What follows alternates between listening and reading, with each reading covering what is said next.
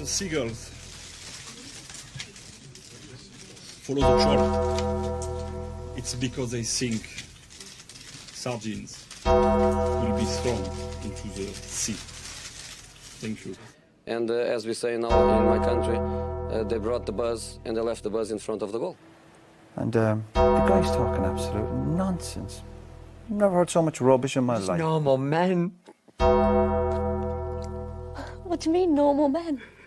We're just innocent men. I'm telling you, don't back down, double down. Don't back down, double down.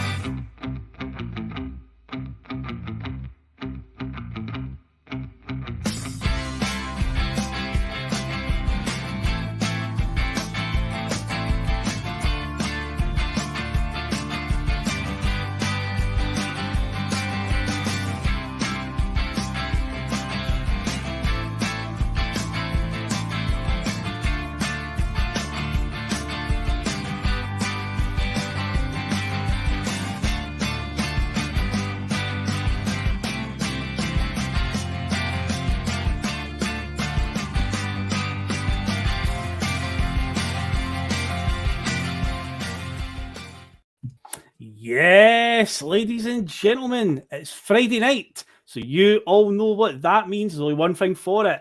It's time for a wee bit of time travelling as the Bustalgia Celtic Years tours continues. We're heading back to the mid-2000s tonight. A bit of deja vu, given it's something very similar in the subject matter to last week. A double winning season, last 16 in the Champions League. But yeah, so a few similarities there, but we're going back to Gordon Strachan's second season. Fantastic memories. Some scalps were definitely taken at Celtic Park in this one. A lot of controversy around the league as well. So there's a lot to digest tonight. And as you can see, I've got the original time-travelling team again with me tonight, sporting the Boise Bus football shirt for the third night in a row. Lincoln! Russell Boyce, how the devil are you, my friend? All good, mate. All good. Aye, Friday night already. It just comes round that quick, Phil. It All does, good. mate. Looking forward to it, mate. It does indeed. And wise man of the bus, Canada's favourite Tim himself, Liam Greenlaw, the Punk Duck Warlord. How you doing, my friend? Very good. Gastown is green and white today. Oh, that is, aye. Absolutely mobbed with people down here ready to celebrate St. Patrick's Day. Yes. I mean, we were talking of it. They do that in other parts of the world much more than they do in even Ireland. I've been in Dublin. Yep. You know, nothing like New York, Boston, Toronto. You know, a number of cities go big for St. Paddy's Day, and so I'll see what happens after this. Might be a few Guinness involved. I think so. Wouldn't blame you, to be honest. And as Mark says, happy St. Patrick's Day to you all. Yes, to everybody. Happy St. Paddy's Day. So, yeah, it's quite appropriate that we're doing a Celtic podcast on St. Patrick's Day. Perfect. It couldn't have worked out any better at all. But yeah, we will, before we go any further, I will, of course, do all that good stuff for the viewers watching. So, of course, if you're brand new to the bus, you've only just discovered us, then by all means, hit that subscribe button and you can keep us in your lives even longer. Make sure you hit the notification button as well to know when we go live. If, of course, you are a long-time viewer of the bus, then hit that like button. Doesn't cost you anything, only takes half a second to do. So, smash that like button right now. obviously get involved in the comment section. We love it when you do. And of course, once again, I've put a little poll in here as we're having a Bustalgia tradition now. I like to get a wee bit of engagement from the viewers. So tonight's topic on the old the question at the top of the chat is something we spoke about a few times on here, and we talked about what's always a priority for Celtic: Champions League, domestic success. So obviously in this season, we're going to talk about Shinsuke Nakamura scored 2 very vital free kicks. One is the league, a last minute goal at Kilmarnock, and one of them sunk Manchester United in the Champions League. So I want to know not what was a better goal, but what goal meant more to you as a Celtic fan? Was it the Champions League one, or was it the one to wrap up the league title against Kilmarnock? So that's the poll tonight. And of course, share the link of the Boise Bus wherever you can. We would appreciate it massively. Of course, head over to piesports.com, our sponsor. Get yourself a nice wee tasty 12.5% off by using the code BUS1888. And yes, as Russell is, of course, wearing the shirt as well today. Remember to get your orders in for the Boise Bus shirt. Do not be that guy that in a year's time is going, God, man, I really, really wish I'd got that at the time. You can get it now. Do it now. Get your order in. So there you go. That's all that good stuff wrapped up. Anything else you want to add to that, Russell? crookedarm@ymail.com to get the order in. Yes. Something like that. Yeah. Yeah, it's down in the description below the video as well. Anyway, Yes. It's all down there, so you can check that out if you're still looking to or trying to figure out how to actually order one. Then by all means, hit the show more button under the video, and you'll be able to see all of that. Now I've got a wee bit of trivia as well to get the brain going tonight, as always on Bustalgia. So tonight the trivia, we've only got 6 answers. It's not too bad. It's not on sudden death levels, but yeah, it's 6 answer questions. So this season, 06-07 season, we signed the highly promising Derek Riordan going into this season, but it's safe to say it didn't really work out for young Derek at Celtic. He only scored a total of 8 goals in 2 seasons against 6 different opponents. Can you remember who the 6 different opponents he scored against were? There you go. So 6 Scottish teams that Derek Riordan netted against for Celtic. There is some obscure answers there. That's a hard one. Yeah, that's a difficult one. But yeah, Derek Riordan, he'll be getting mentioned a couple of times. They probably getting more mentions than actually run-outs he got for Celtic, to be fair, because I say it just didn't quite work for him, but we'll be getting on to that in due course. So, guys, let's get fired into this then. Let's head back to the summer of 2006. What was going on in the world heading into this summer, especially the world of football, because something huge happened. I'll come to you, Liam, on this one, because the Champions League final had some relevance to Celtic. It turns out in the 05-06 season, the man who'd left us just a year before, he was still doing his favours, because that is the final that Barcelona came back from a goal down against Arsenal to win 2-1. One Henrik Larsson would come off of the bench and would set up Eto'o and Giuliano Belletti to score the goals. Barca got to win. The way the coefficient was working, of course, was if Barcelona won, then Celtic would go automatically in the Champions League. If Arsenal won, Celtic would have qualifiers to play after Bratislava the year before. We would like to avoid that, thank you very much. And there was Henrik Larsson, Liam, to do his favours even a year after he'd left. What a guy, what a hero. What more can you say? Do you remember right after that, they interviewed Thierry Henry? Do indeed. Just seen that recently. I don't know, it popped up when I was doing research for Bustalgia, right? And it came up and he was talking about, I didn't see Messi, I didn't see Ronaldinho, I only saw Henrik Larsson, you know, and you could just see the praise, and it's good. It wasn't like a one-off. He's went on to become pretty good pundit and stuff, right? But Larsson, I think Larsson will always continue to do us favours. Every time you see Larsson associated with our club, that's a guy that's never had any scandal. That's a guy that's always done the right thing. He's never said the wrong things about us.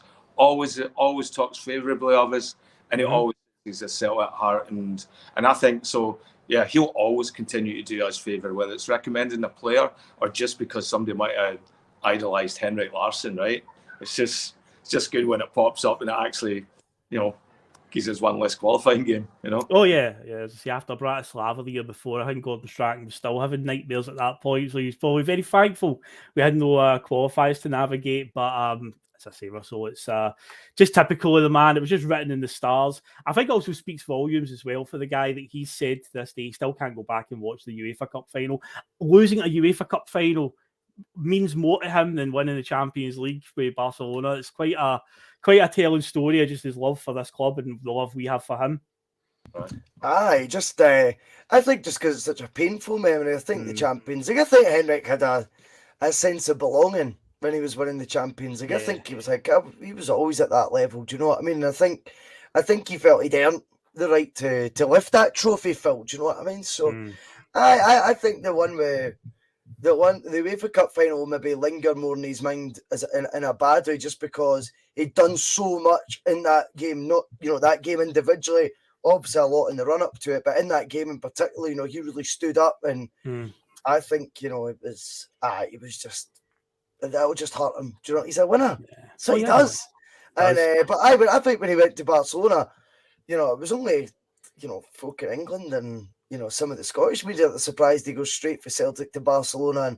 And I think Henrik Larsson won the Champions League. If he was to have roadmapped out his career after Celtic, he would have had a Champions League in his mind. He was that good. Like him going to the best side in Europe for us. I think that was his second season, wasn't it, when he won that? And then he leaves straight after that, obviously. No, that was his first season. His first season, because he left us, did he? 05, 05, 05, 06? He left in 04. Oh, because 06, 07, this season coming up, he joins Man United on loan, doesn't he? For a brief spell. He joins Man United in the January window of 07 now. Man, Celtic and Man United are just intertwined this season. We played them in a friendly. We played them in the Champions League. Our best ever player goes to them on loan for just a few games and ends up getting himself Premier League winners medal. This season coming up, Celtic Man United just joined. Can't escape them. Every headline we're connected to Man U in some way this coming season. But what a way to finish up at Barcelona then. Fair play. Probably one of the best free transfers they've ever had. But as Liam said, that interview that Terry Henry does, where he's like, people came here talking about Ronaldinho. I didn't see him at all tonight. What I saw was Henrik Larsson. It's a fantastic soundbite, that one. And he came on, assisted and got us into the Champions League automatically, which of course we'll be talking about in depth when we get into this season. Now, in the UEFA Cup, this was the beginning of Seville's dominance. This was trophy number 1 for them. They've got a 100% record. They've been in 6 finals in the UEFA Cup Europa League, and they've won all 6 of them. Come on, Seville, stop being so greedy. He's like Europa League or something. Come on, please. They're just hogging it. But this is the first one that they won. They beat Middlesbrough 4-0 in the final, held in Eindhoven. Middlesbrough had quite a fairy tale run to the final. I think there was 2 games. Viduka up front.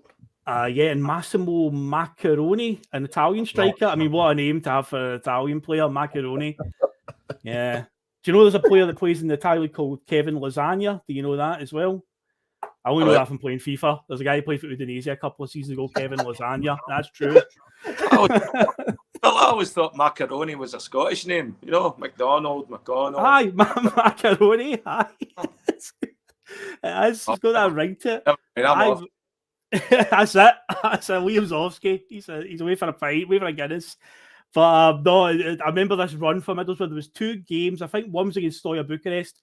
Came with the other team that they played, but in both games they had to come back and win by I think they won 4-3 in both the home games. That got them through to the next round. They seem to have a lot of luck going their way. A few last minute winners, but they shocked their way through to the final. And they lost to Seville 4-0 in the final, so no luck for them, unfortunately. But Seville would go on and dominate it. They'll actually win the UEFA Cup again at the end of this coming season, a game that was held at Hampden where they beat fellow Spanish team Espanyol. So it's all going very well for Seville in terms of what's coming up for them. So this is the first of many Europa Leagues for them, the dominant team in that competition. So in England, in the 05-06 season, Chelsea won their 2nd Premier League title under Jose Mourinho.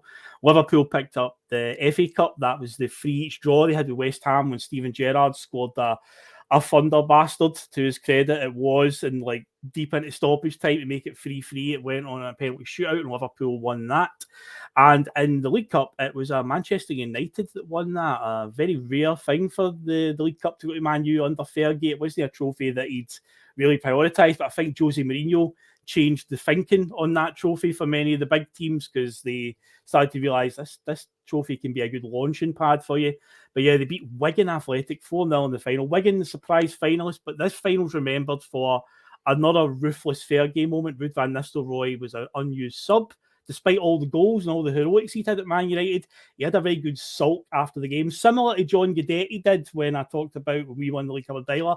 And Alex Ferguson doesn't stand for that stuff at all. And Ruud van Nistelrooy was off skate at the end of the season.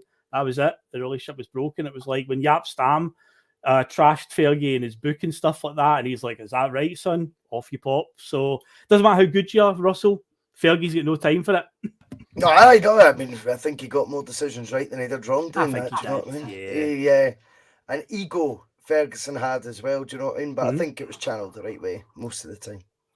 Yeah, it was. But I was Ruud van Nistelrooy's sort of swan song for Man United. Now, Scotland, we've covered the first Gordon Strachan season 05-06.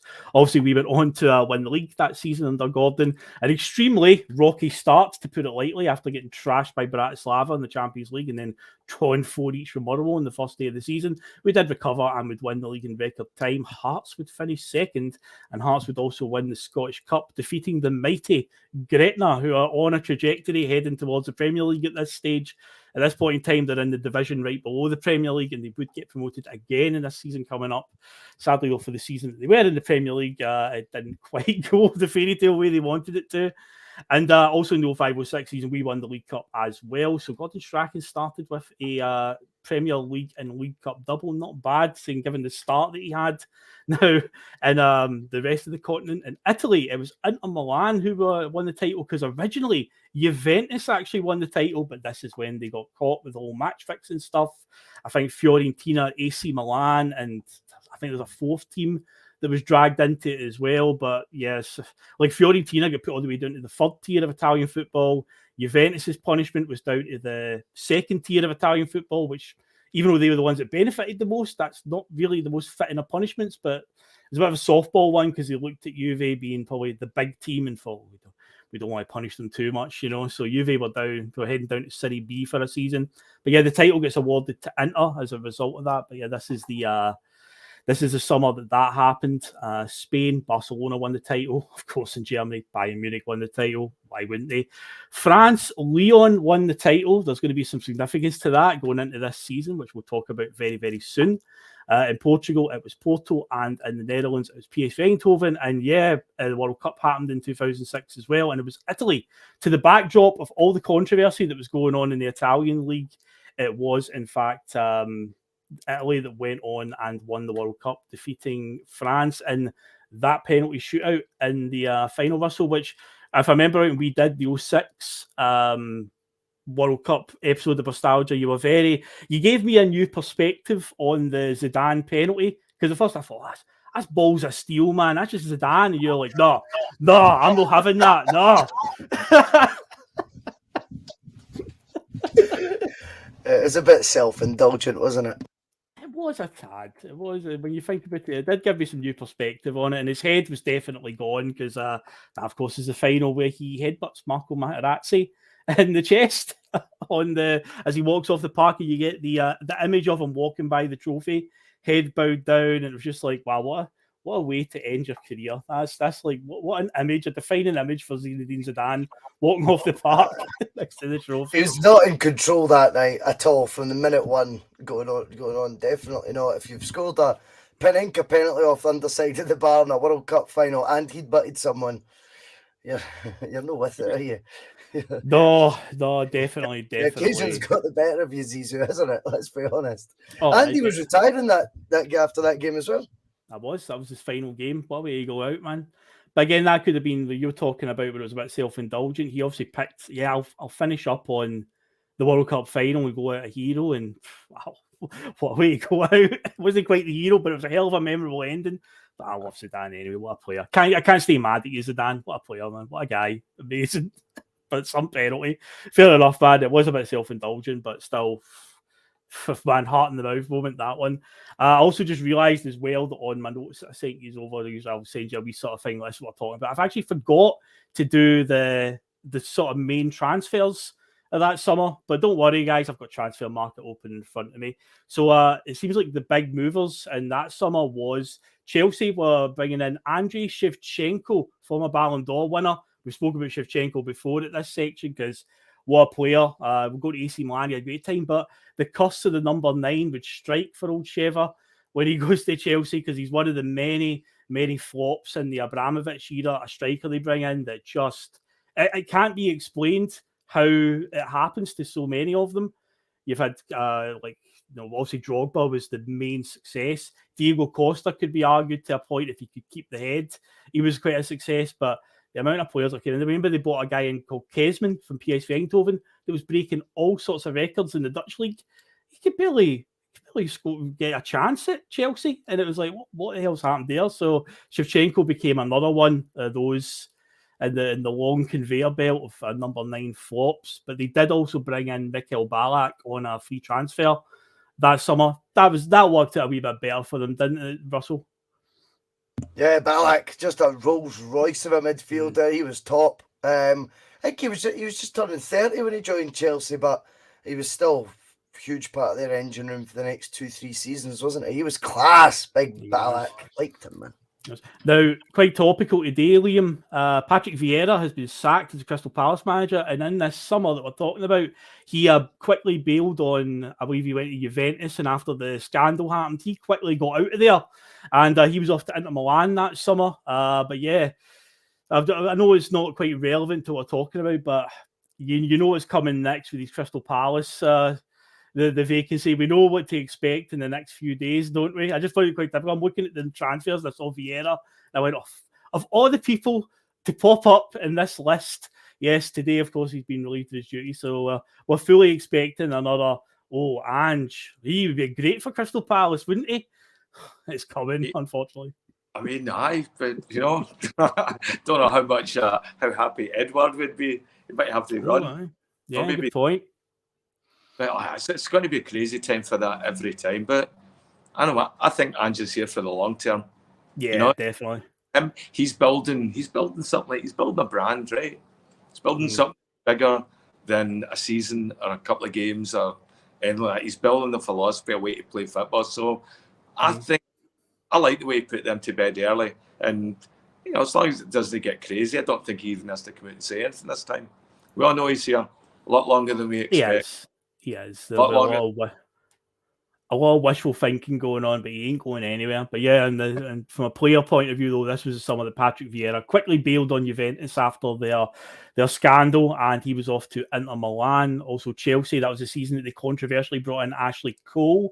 I believe the story went actually when Arsenal made him his contract offer. He said he nearly crashed his car when he was told about it. Well, I would think so, because if you're on your phone when you were driving your car, Ashley, you would nearly crash it. Apparently get offered like please 50 grand. Responsibly. Yes, please do. But yeah, apparently Arsenal offered them an increase to 50 grand a week, and that was insulting. 50 grand a week in 2006 was deemed insulting by Ashley Cole. But that's the summer where he swapped Arsenal for Chelsea, and William Gallas went the other way as part of the deal as well. As I mentioned earlier on, Ruud van Nistelrooy had the sulk, but he was off to Real Madrid.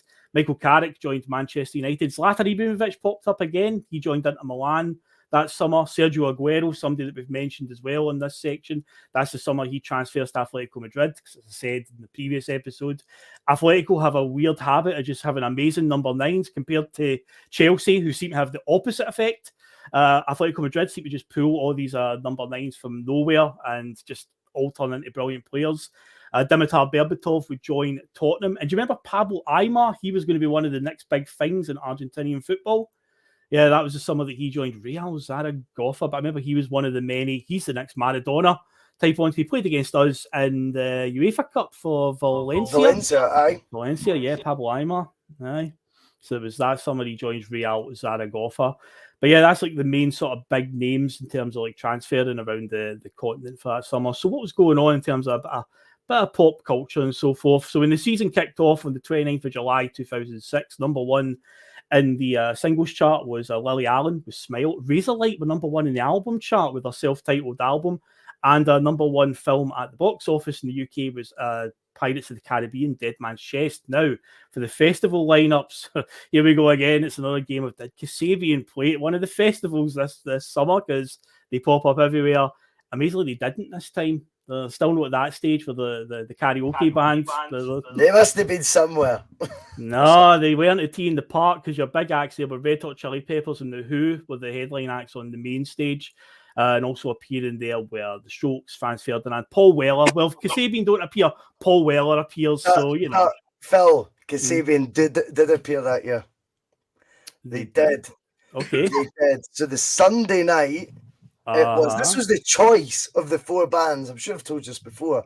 The choice of the four bands, right, on at the same time on 4 different stages at Tynecastle was The Who on the main stage, Ashcroft on the NME stage, Primal Scream in the King Tut's tent, and on a brand new stage called the Pet Sounds stage, okay. were announced on the Friday night that they were headlining at the Saturday. There we go. So they made it. They made it in. But those four acts, I mean, imagine trying to choose that. See if I seen a festival now that had those four bands playing at it, I'd say, what a festival. Let alone having a strength of artists where you could put them all on at the same fucking time. Do you know what I mean? That's a strong festival lineup, that one. But yeah, they've snuck in there. So if you're playing Kasabian bingo at home, Kasabian were indeed You're all right. They were there. Park, they were. And Paul Weller were there just for extra bonus points as well, because Paul Weller also appears at many of these festivals whenever I seem to go over them. But yeah, as Russell said, other acts like Richard Ashcroft, Primal Scream, the Charlatans, the Cooks, Arctic Monkeys, the Zootons, Pharrell Williams, they were all playing at Tea and Glastonbury. Didn't happen this year. It was one of those years where Mcginlay'S gave the people of the Glastonbury Village in Somerset a bit of time off, for the fields to recover as well. So no Glastonbury Festival in 2006. So as for the season, what was Celtic doing gearing up for this in terms of, Gordon Strachan had a good first season after quite a rocky spell, and obviously his remit was to essentially lower the wage bill and so on. But we had quite a busy summer when you look at the ins coming to the club, because coming in for this season was, when we look here, we had Jan Vennegoor of Hesselink, literally the largest name in football, because it literally had the most letters. But this was a hell of a signing, because only a few seasons before, I want to say maybe like 05, PSV Eindhoven got to the semi-finals of the Champions League.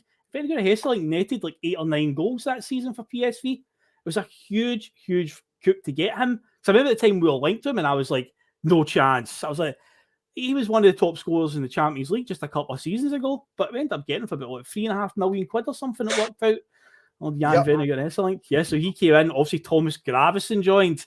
Oh boy, the ride begins. Well, Thomas Gravesen. Lee Naylor joined. Evander Snow, Yuri Jarosik, Derek Rardon, who I mentioned at the top of the show. Gary Caldwell would join on a free transfer, and also Kenny Miller would join on a free transfer. Russell, for the last few shows, you've asked me to do a wee bit of Only an Excuse references. Do you remember the hilarious Derek Riordan themed sketch from Only an Excuse? I remember this time relating to the fact he never gets a game for Celtic. Go on.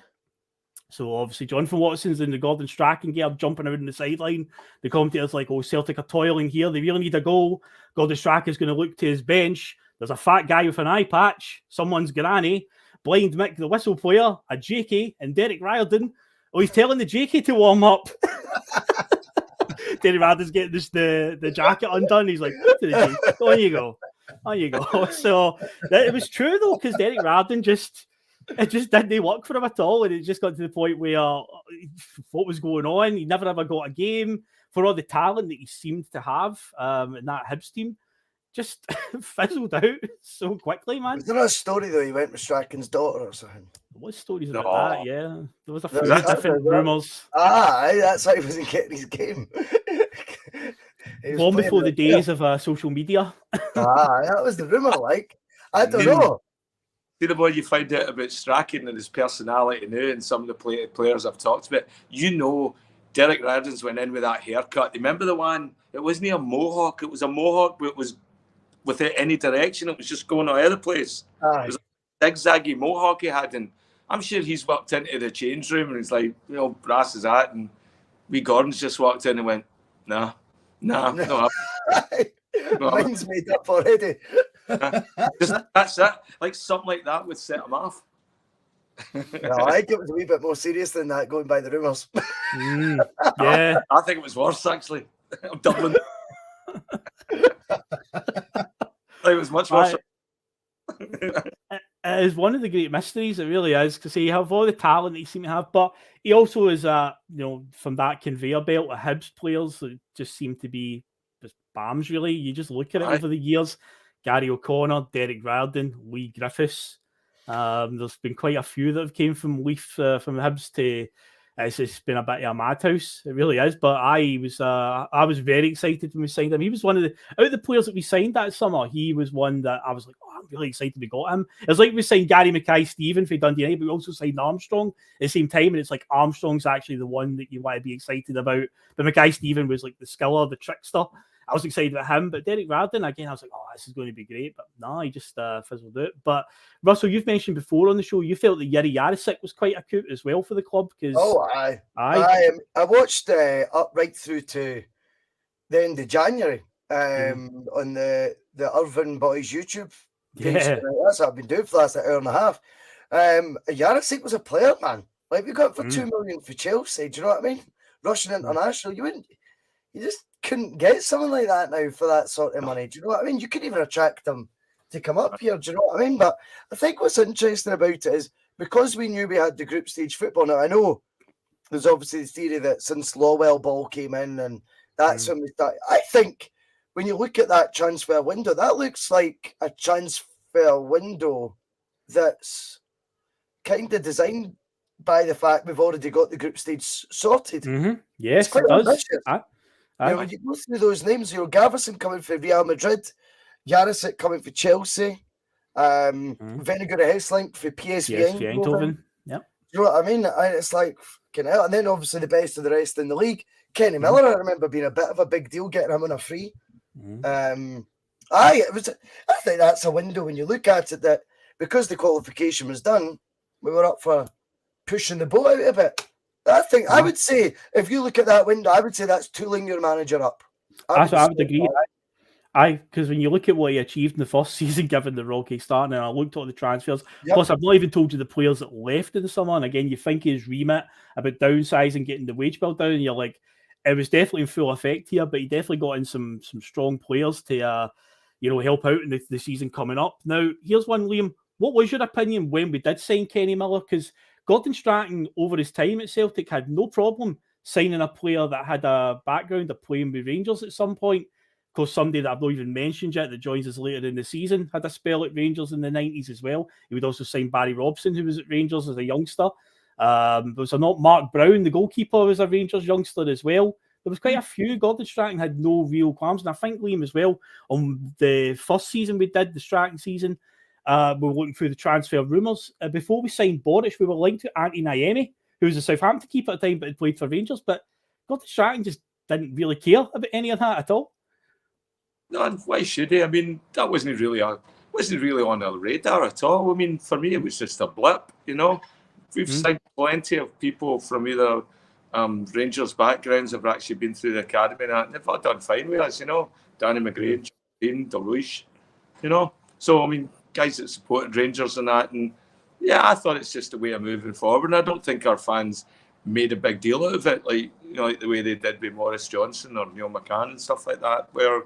For us, in part for the course, I was pissed at him when he went back to Rangers. Then it was like, all right, so it's like I know. You're showing the light, but you still chose dark. Okay, right? Kenny Miller. Yeah.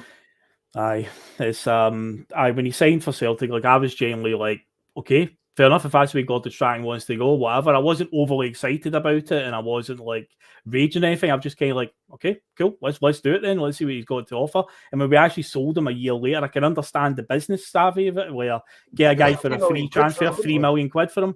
But at the time, I was like, if I was going to pick somebody to sell, I would have wanted Zuraski to leave at that point and keep Miller, because I felt that Miller was still had much more to offer. Miller literally scored 2 goals against Aberdeen just before he got sold in a game that we were drawing 1-1 till quite late on, and he scored twice. And but yeah, it was a good business move in the end. But yeah, we'd come back to haunt us a few times over the next few seasons, sadly. But at this point in time, as a Celtic player, we will be talking about one particular incident along the way this season, one that I think Kenny Miller tries to erase from history, but we don't forget Mr. Badge Kisser.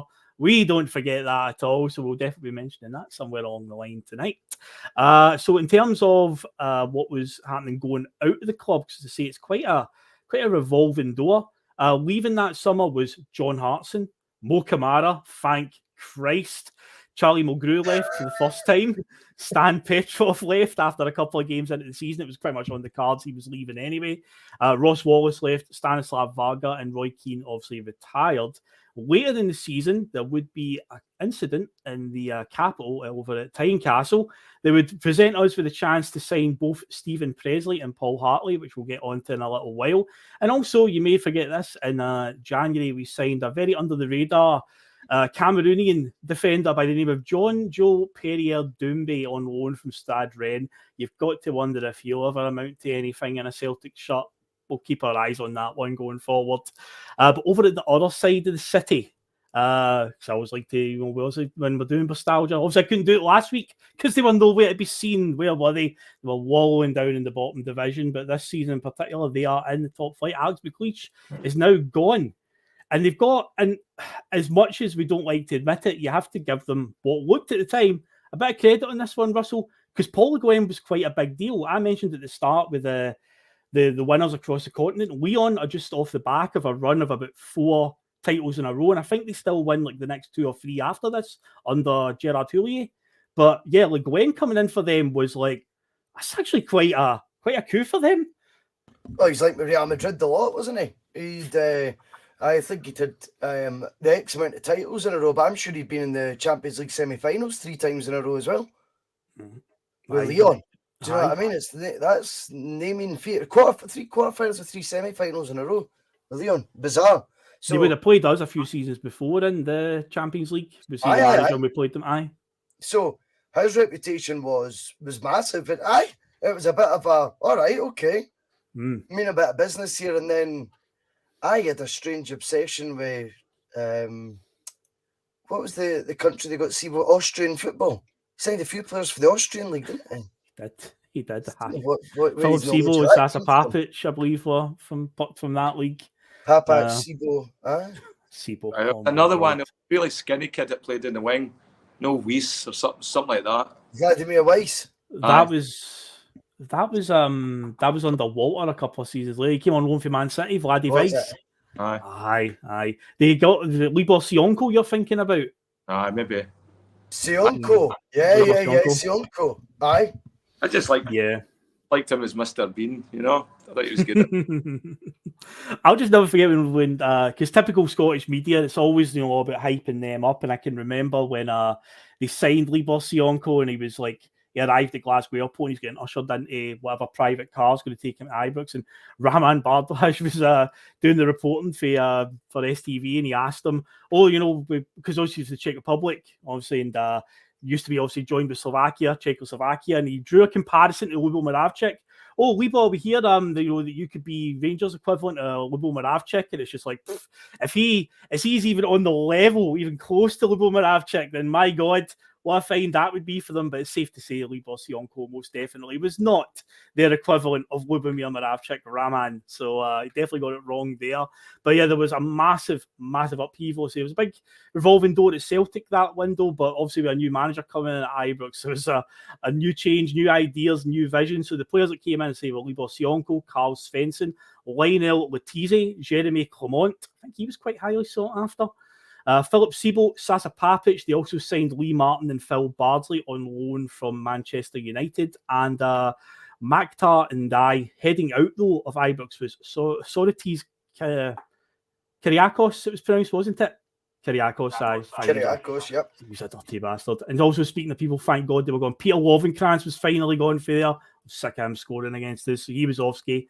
Alex Ray, Ronald Vateris, Fernando Rickson, Marvin Andrews, Hamid Namucci, Danny Ngesson, Jose Carl, Pierre Fanfan, Olivia Bernard, Bob Malcolm, and Ross McCormack. It's a hell of a revolving door.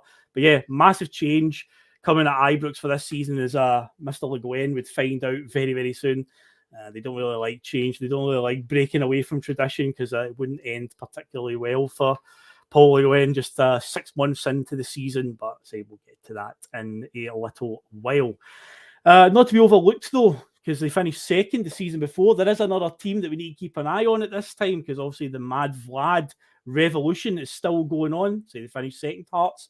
They won the Scottish Cup, so we may as well keep an eye on what craziness was going on there. So this was the summer that they made Roman Bentner's transfer permanent after he spent a season on loan. They also brought in Andreas Velichka, who would be a bit of a thorn in our side as well over the next few years. Chilean striker Maurizio Pinilla, who I've mentioned before on this show, we did the 2014 World Cup.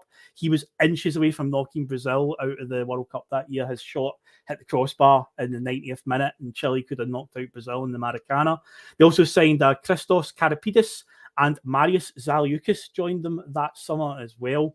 So say there's no qualifiers for Celtic. Thank God for that. So we're straight into the group stages. But we did have quite an eventful pre-season. Now, usually the words eventful and pre-season don't usually go together when it comes to friendlies. But this one always sticks in many Celtic fans' head because this is a pre-season when we were deemed to be in crisis for losing friendlies. Gordon Strachan made a quip about it in the news saying, I think Celtic's the only club in the world that can lose a friendly and be in crisis. They were really, really ramping up the whole, the Guen revolution is coming. Celtic look a bit shaky. Because we did not have the best of results, but this is the summer that opened my eyes to the whole never read too much into a friendly. Never. It's just to get some fitness in the legs. Because we headed to Poland and got beat by Legia Warsaw and Wisla Krakow before a dismal tour of the United States saw us lose 4-0 to DC United MLS team. We drew 0-0 with Chivas and drew 1-1 with New England Revolution from the MLS. Celtic finally did register a win in pre-season. They beat Everton 1-0 at Celtic Park. And then this is the game that I believe resulted in the whole headlines about there's a crisis at Celtic. We played Man United in a friendly that summer. It was basically Paul Scholes and a bunch of youngsters from the United team. Don't get me wrong, there were guys in the team like Johnny Evans and so forth that were all going to go on and have decent careers. But at this stage, they're all still 18, 19 years old.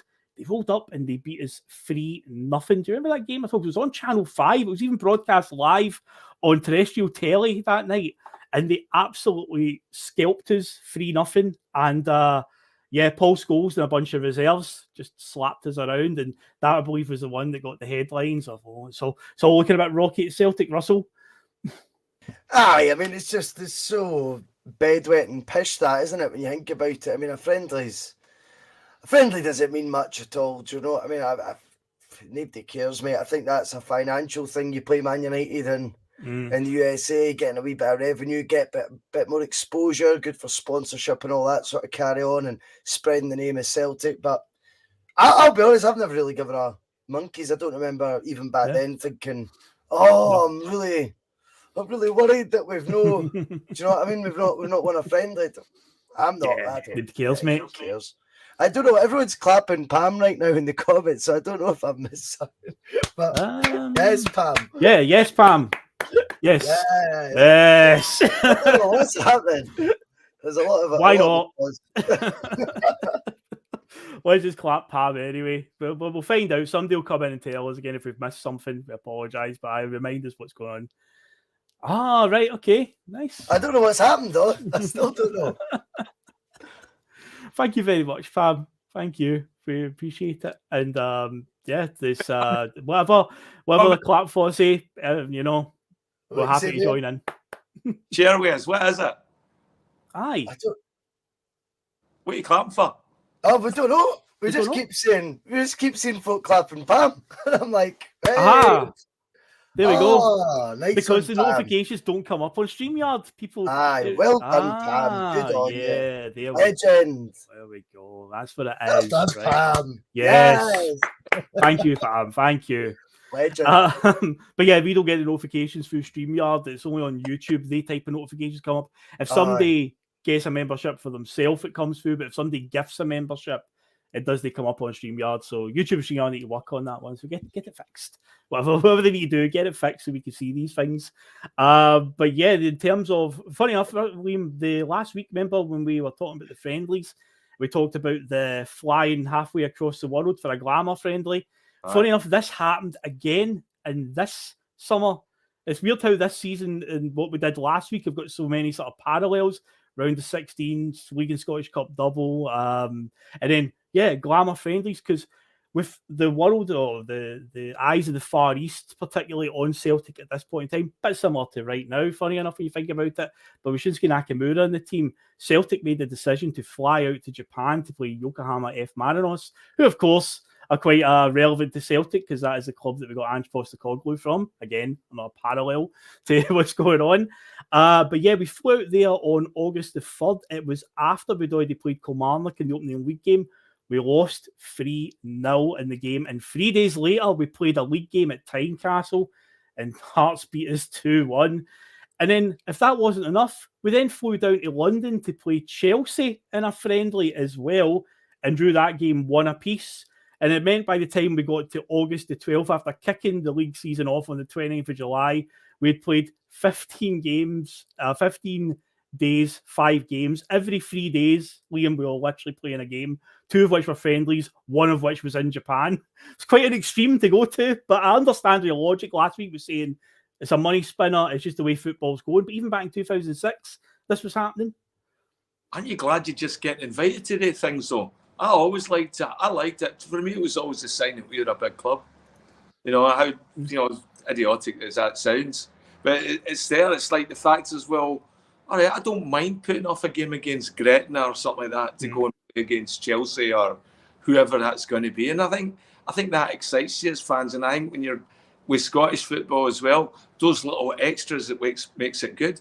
And friendly or no, I like to see how we match up against other teams. It doesn't have to be in the scoreline, but you can see it in players and how players are developing and at what age and, what they look like compared to our, youngsters coming on and that. So I like these things. Now, does it push us towards the season?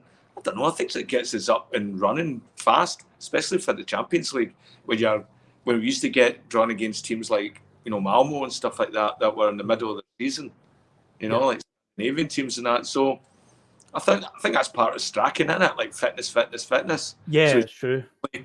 Play till you get fit then, Aye, it was. It was one of the things we hear a lot of players talking about their time playing under Strachan. Fitness was always a huge thing for him. Funny enough, first of all, I think we've mentioned this before. Like Neil Lennon always got a bit of flack during his playing career for like his his physical.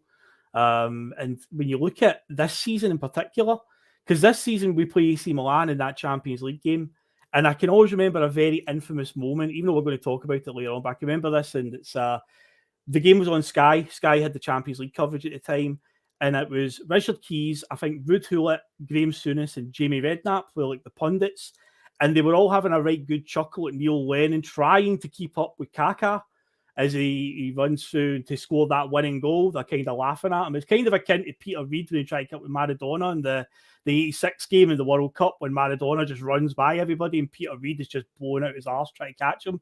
Neil Lennon had a similar moment with Kaká.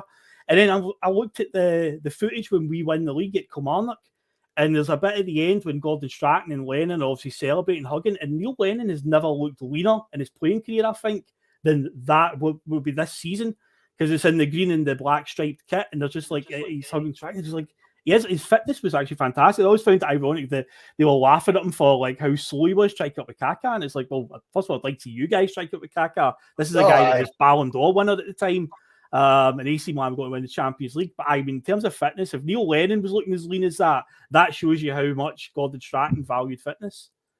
Yeah, totally agree with that. I think Lennon was, when you look at it, the 2 years under Strachan, you can almost say his face almost was gone compared to what you would normally associate it with. But I think Strachan was right. It's getting back to the basics sometimes, especially if you're downsizing a squad in that first summer. You look at it, you need to get back to basics. You need to be able to run. First and foremost, you know what I mean? So let's start running and getting you guys as fit as you possibly can. And that'll give us a chance. So undeniably, Lennon, I think, you look at those images, as you say, Phil, he definitely looks fitter than what I think he even did under O'Neill. And I actually think he was brilliant in those 2 years under Strachan. Do you know what I mean? I thought he was really good. I think when you look at the back, you've got, Caldwell's and McManus's, or O'Day and McManus, things like this, and you're going, you need someone who can tidy up in front of you. Do you know what I mean? You need someone. Your holding midfielder's got to be fucking good. And that's no disrespect to them, but they're not of the highest standard we've ever had as centre-backs. You know what I mean? I don't think, and if you're going to be making it, through the group stage of the Champions League, stuff like that. The boy in front of the centre halves must be a decent player, and that's Lennon did a brilliant role, I think, under Strachan. Ultimate sitting midfielder. Oh yeah. As you've said before, with the transition from O'Neill to Strachan and inheriting that squad and the players that he had to move on, he kept Lennon for a reason and gave him the armband for a reason, because he valued his contributions and what he could bring to the team. I think he was great under. He was a great player for us in general, but when it came to the fitness thing, for all the flack that Lennon may have got for his his physical appearance and whatnot, and over the time, I think these 2 seasons under Strachan, he's never looked leaner. You see his face is really drawn in terms of so he was definitely up for the fight at this point. But this would be his last playing season with us, because he would leave at the end after the Scottish Cup final. I can remember going round the Hampden and the lap of honour. He had a big banner thanking the fans as he was doing. So I think there was a bit of was there not a moment in the Scottish Cup final where he subbed off Neil Lennon and he wasn't too happy about it? It was against Strachan. Aye, that's right. Aye, that was snide. It was a bit. Aye. When you think about it, after all the stuff he's done, he's as a club captain. But I don't know. It was a game that was extra time was looming at that point, if I remember, because we were still at 0-0. Maybe he just thought maybe Lenny can't handle extra time if we need to go to it, and he sacrificed him. But I do remember at the time Lennon walking off, and there was words definitely said, I think, between him and Strachan. So in his final game, there you go, a few words were exchanged. But no, phenomenal servant, and as we talk about during this season, we go into it, he had a big part to play for all the successes this coming season. So we're heading up to actually a wee bit quicker than usual today, so we're doing good, but there's a lot to talk about when we get into the season. The Champions League stuff in particular is going to be quite meaty. So we'll put in the old musical interlude just now. We'll be back in about 2 minutes, and we'll get into the crux of the 06-07 season. So go grab yourselves a drink, whatever you need to do, and we'll see you in a couple of moments, guys. Well, you've all that stuff at the start. They won't be playing Tina Turner on the coach on the way home, will they? Some of his comments about me deliberately trying to cause controversy. Well, I work in the media now, and you've got someone sitting there next to you who's an embarrassment to the media profession. He's an apologist. He's a charlatan. He's a Rangers puppet. He's a cheerleader. That's what he is.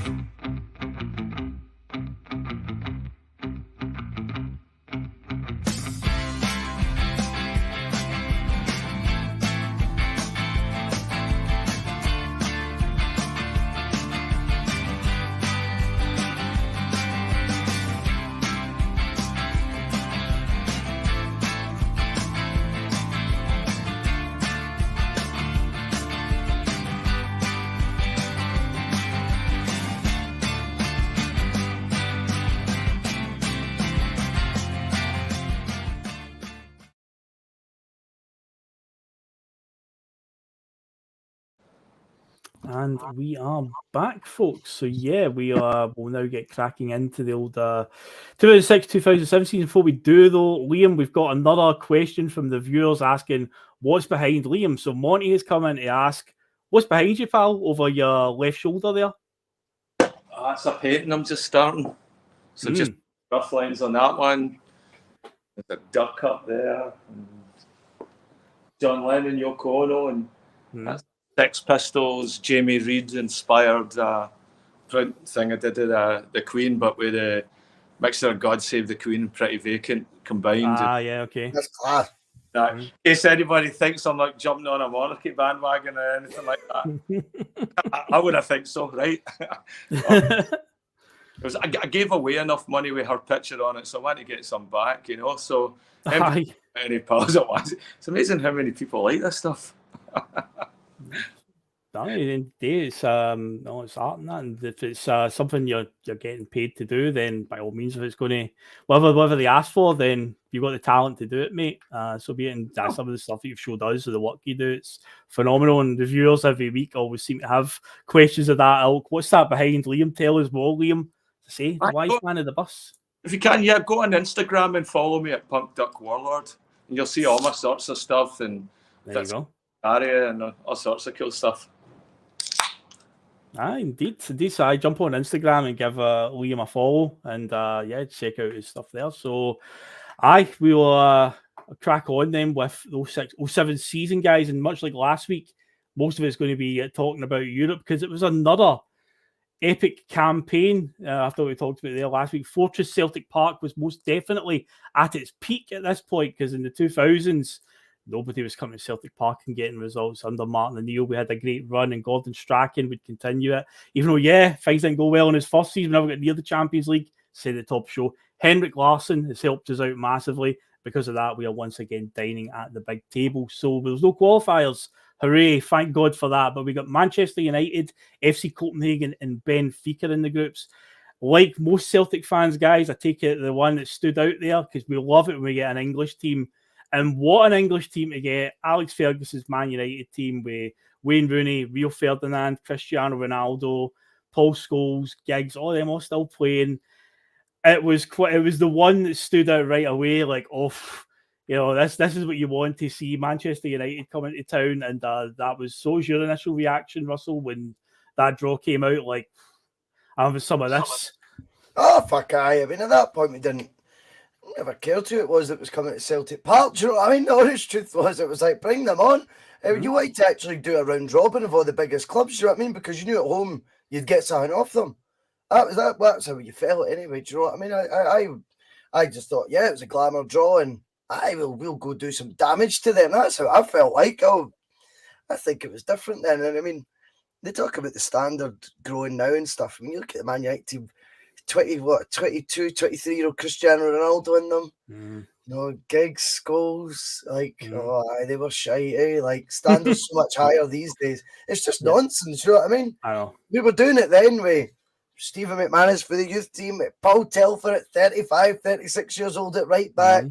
You know, the gap's the same as it's always been. Celtic just need to believe again, do you know what I mean? And that's the difference, you know what I mean? We were in that time, at that time, I just think Celtic Park had an aura about it. There was a fear factor, but there was a belief in the ground that even Strachan maybe inherited for the O'Neill era, but with a completely different set of players by season 2. That belief had been instilled as part of the club, as opposed to it being on the individual players. You know, maybe only Lennon carrying the torch, really. When you think about it. Sean Maloney. Do you know what I mean? Like, but realistically, you're looking at a whole new set of players, but that same fucking belief that was there under O'Neill, which suddenly we came back as a force in Europe. And I think at that point, then you look at it, and you should always be able to question why we can't do anything in Europe now. You should always be able to challenge it, because some of the challenges when you look at that Celtic side are facing, even with that sort of a group, and with the market value of players we were bringing into the club. Okay, there was the odd, gem in there, and we've already said, the wee bit of tooling up that they did was good for Strachan. But when you look at some of the lineups we actually started against, like, of your Man United or AC Milan in the last 16, who can't beat us over 2 legs, and you look at some of the guys and you go, fucking hell, that's ridiculous we were doing that with them. But is it ridiculous, or was it actually the norm then, and you've been conditioned now to think it's ridiculous? I'm more lean to the latter, to be honest with you. No, it's definitely something that just a bit of belief. We've seen this season in the Champions League, looking at teams like Club Brugge going to FC Porto, and I think they won like 4-0 or something. It's like, are you telling me that like Club Brugge's deficit to Porto? I mean, that must be a big gap as well. So it is possible. You know, I think this Celtic team can compete, but for whatever reason, you know, it's been going on for a while now. Even under Brendan, it was the same. Something's just happened at Celtic along the way where, I don't know, the team it seems to be passing from one team to another. We need to find a way to fix it quick, because when you look back, we're doing these episodes and looking back at this era, the 2000s, O'Neill and Strachan, my God, nobody was coming to Celtic Park and doing anything against us. It was like you say, absolute fear factor. And Liam, as well, for yourself, when you saw Man United, especially after getting the wee taste of the English teams a few years before in the Seville run with Liverpool and Blackburn. I know Liverpool nowadays are one of the top teams. You know, the way the success cycle goes in football, Liverpool are very much ahead of Man United these days in terms of like the United being the doldrums pretty much ever since Fergie left, and they've kind of struggled to get back to that level. And since then, Liverpool have been one of the top teams. But at this stage in time, going from Liverpool and Blackburn to getting United coming to town, Alex Ferguson's Man United, I said that was getting the old tartan taste buds going, wasn't it? Oh, mine were tingling already. But I tell you, that's box office. That's what you get. Yeah. Everything gets amplified, right? All the hype, everything. And remember at that time, Man United were like the frigging Beatles at the time. You know what I mean? It's like every magazine they were on, they were in endorsements. That was a team, and it was the first team that you could see where they got an opportunity to market them all as like individuals and stuff, and not just the team. But they all had that common bond that like coming through. They were Fergie's. It was Fergie's team. So when we got them, that was great. I love a chance to test ourselves, you know. And it's like everything gets amplified. It's like going for like hookers and taxis to models and limousines. You know what I mean? You know. So like you see Man United coming and all that, and it's just a great way of testing yourself. And and especially when you're abroad, we've got Man United pals phoning you up, and hey, watching the game, at a Celtic club, and me and Richie ended up watching Man United games, but we watched one of them in the Man United club. All right, okay. I will be wanting. Well, long story. I'll get into the reasons later. I feel like. All right. Which one was it? The one at Old Trafford or the one at Celtic Park? The one at Old Trafford. We watched. Well, that's good, because that's where we're going to be starting, because that's where we went in the group for the first game. We get sent of all the places to go. Funny enough, I believe Celtic have only won one opening group game in a European campaign, which was Rosenborg in a Europa League game. We've got this horrendous record. The opening game of any group stage, we always either lose or draw. Oh.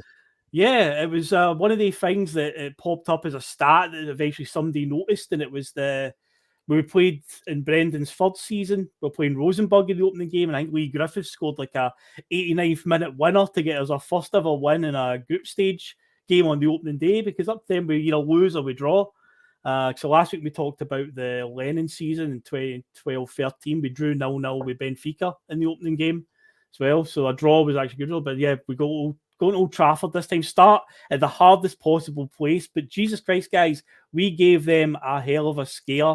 Jan Vennegoor Hesselink gave us an early lead in that game. And one thing that I always remember about that game is when that goal goes in, the Stretford end, which is traditionally the Man United end at Old Trafford. And there was definitely Celtic fans in there, because there was quite a cluster of fans jumped up. It was one of those cases of anywhere I can get a ticket. If you're going down there, just anywhere you can get one. But I mean, Vennegoor Hesselink, brilliant control, if I remember right. Turns, hits it with his left foot across the goal into Van der Sar's far corner. But as he runs off celebrating, you can definitely see Celtic fans sitting in the Stretford end, jumping at their seats. I'm like, yes, good on you. But taking the lead at Old Trafford, I remember watching it with my mates at my house that night, and it was just like, couldn't believe it. Just the very image of seeing us like 1-0 up at Old Trafford was like, Jesus Christ, man, I didn't see that coming. But certainly gave them a scare to start the night, Russell? Definitely did.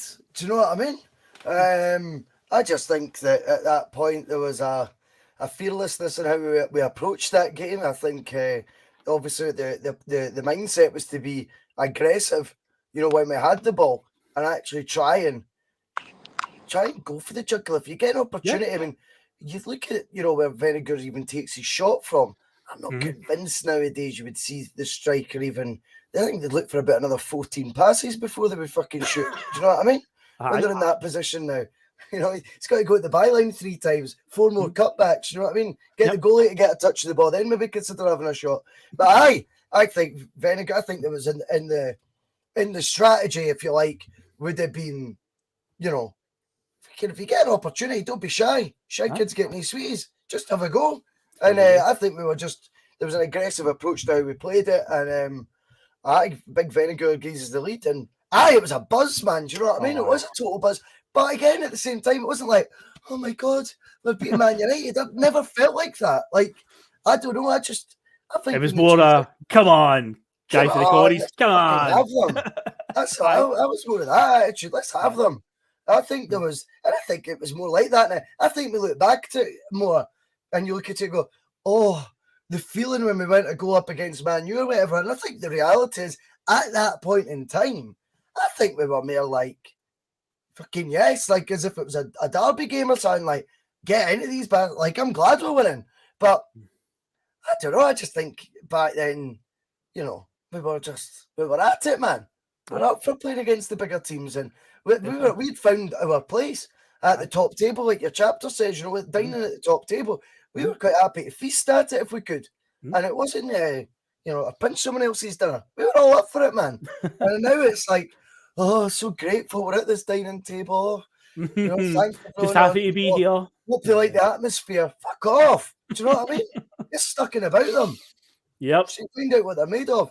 And I enjoyed it. I made them work for that night. Louis Saha does get a Man United level, but then, Liam, it happens. The first of, well, at that point, Nakamura had the trademark free kick. He'd been doing it in his first season, but obviously Man United didn't do the homework on this one. But then again, when you look at it, could they really have done anything about it? It's that perfect. The one at Celtic Park's better, but this gave them a wee taste of what was to come, because obviously we get a free kick not far out from half-time. Nakamura standing over it, and just pings it right into the corner. Van der Sar doesn't even move for this one and just watches it. But it was a 2-1. Again, we're making them work for it. We're giving them a serious fright, but I say there's not even the best free kick he would score against Man United. But again, what a moment, man, to be 2-1 up now. We went in, we scored twice. Brilliant.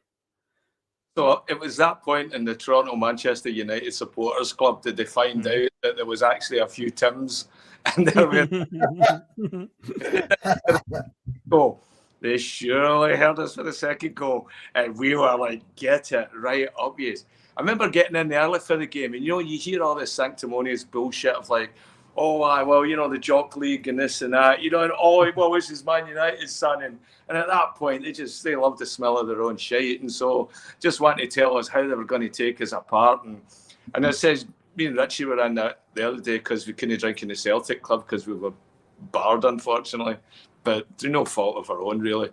And a likely story, you two. Well, I used to play in a team that had 2 Celtic teams in it. We played the Black Magic kit, and then there was another one, and we used to batter them. And then me and Richie got sent off, and it was like, we couldn't go back to the club because they were all drinking in there, and they told us not to go back. So it was like, we had to watch one Rangers game in the Rangers club and one Man United game there while we were barred. You know. Anyway, growing old is. Well, the thing is, we vinegar of Castle Milk. I just seen the name in the text there.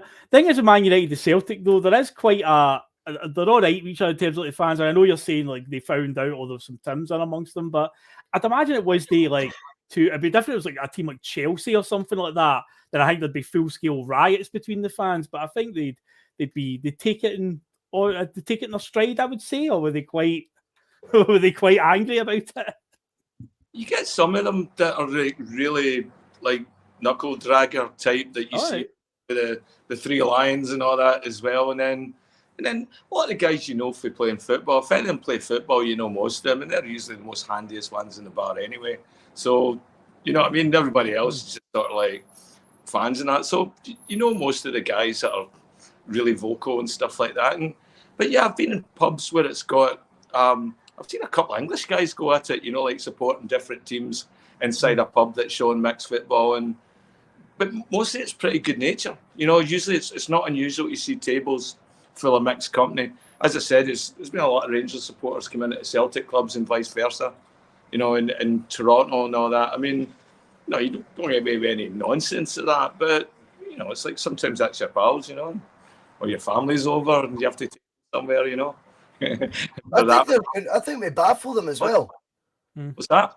I think we baffle them. I think like a lot of them just don't know what to make of the madness. You know what I mean? They're like, what?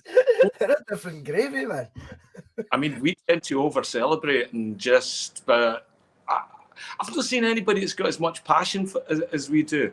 And I think your passion, it just cuts across so many other things. It's like so easy to meet another Celtic supporter away from home, and you've got this immediate shorthand. It's a shortcut to all these values and stuff that you grow up believing in and that. And so, you know, I always see that as well. You're trying to get Paul Natini to come to the Vancouver club tomorrow morning for the game. So yes, MD's got the bold polo and a speed dial. Tell him I think it's 9 a.m. If he's in, come to Library Square, Vancouver Shamrock Celtic Supporters Club. That'd be classy. That would be class if he did. I'll get some pictures for the bus, definitely. Oh, please do. Yeah, please do. Hopefully it comes, you know. Yeah, fingers crossed. I definitely get pictures, man, if you can.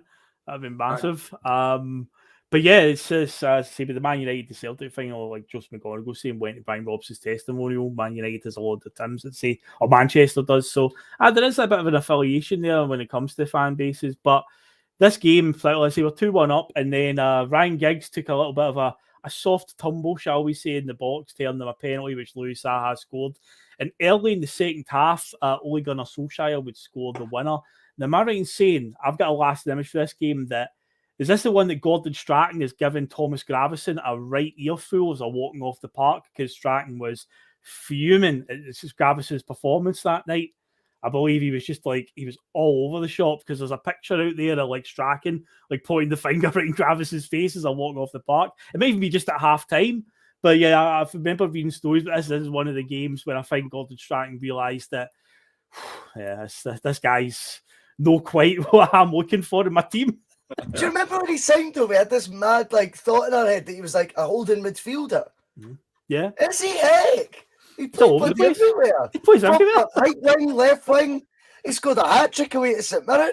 I'm like, this guy's not. I think it was St Mirren. It was St Mirren. It was. All right, hat trick away from that. He was nothing like a holding midfielder. No. I think we'd sort of been duped by the fact you always associated him and Carsley at Everton. Two bald guys playing in the midfield. You don't watch these 90 minutes. You've just went, oh, they're similar because they're both bald, so they both must just be sitting midfielders.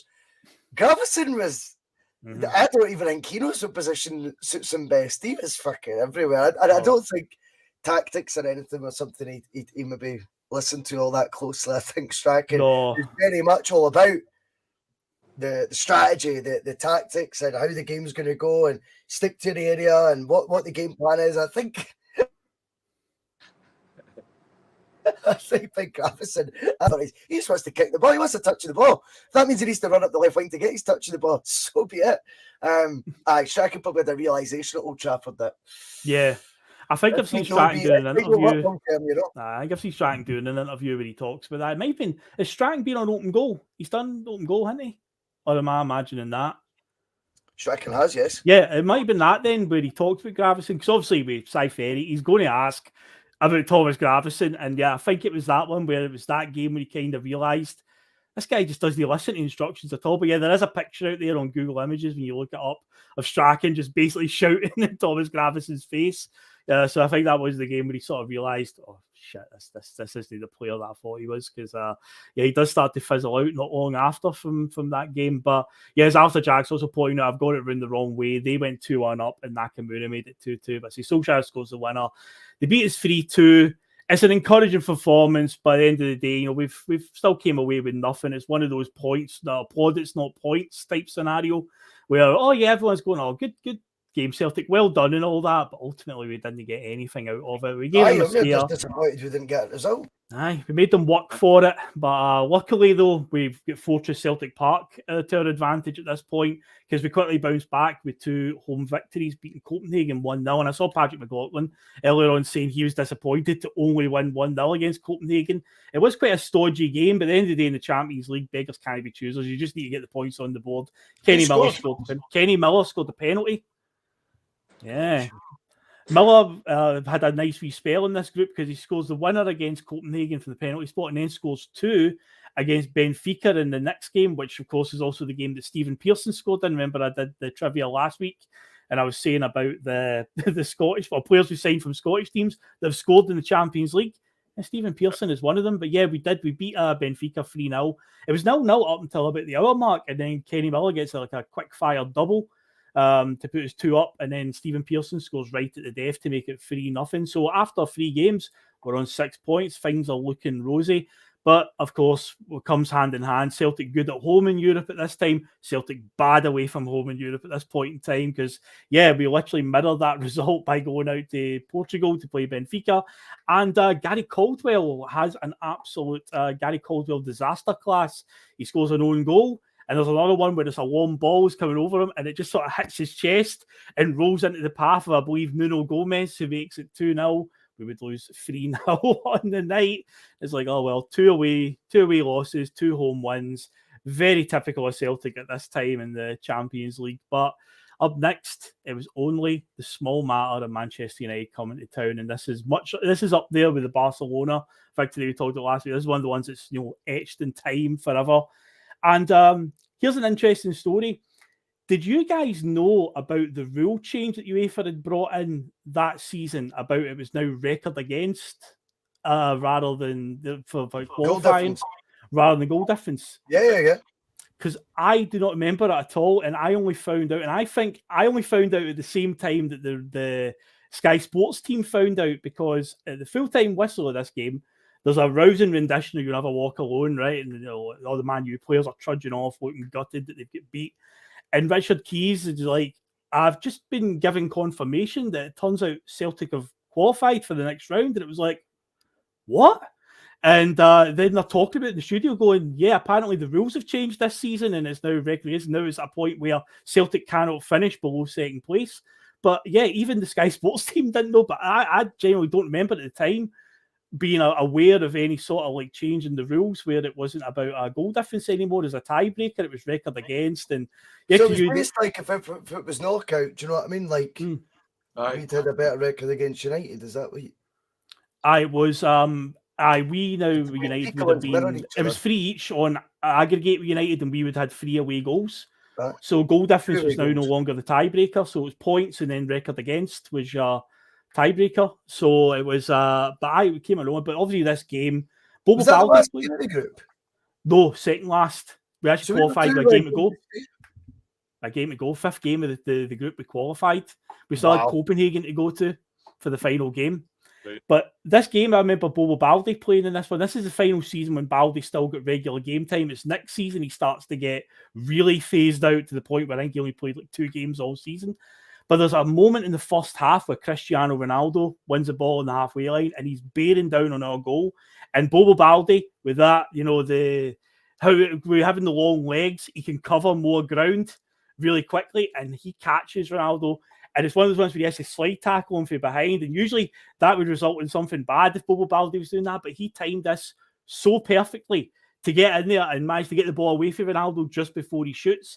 But it was one of those heart in the mouth moments where it's like, oh God, if he doesn't time this right, we're in big trouble. It's a penalty, probably a red card. But I can always remember that in the first half. But obviously the second half, there was that goal. Obviously it comes from Yesssss, a bit of karma, I guess you could say, after Ryan Giggs took a soft tumble at Old Trafford. Yesssss kind of took a bit of a soft tumble to win as a free kick. Now, I was watching this on the TV. This is the season before I got my season ticket. And I can remember when Nakamura places the ball. And obviously when you're watching on telly, you've got the benefit of all the camera angles rather than in the stadium. And the camera's panning out and you're starting to get a picture as you're watching it of how far out this is. And my first thought was, he's not going to shoot here. That's too far out. But it turns out I think he'd actually scored a free kick the season before against Motherwell from a very, very similar angle, but my initial thought was, as I was seeing the camera pan back, I was like, nah, he's not going to shoot here. That's way too far. How wrong I was, and I was more than happy to prove wrong, Russell. But just to describe that goal, absolute scenes, mate, limbs. Just perfect, wasn't it? Perfect.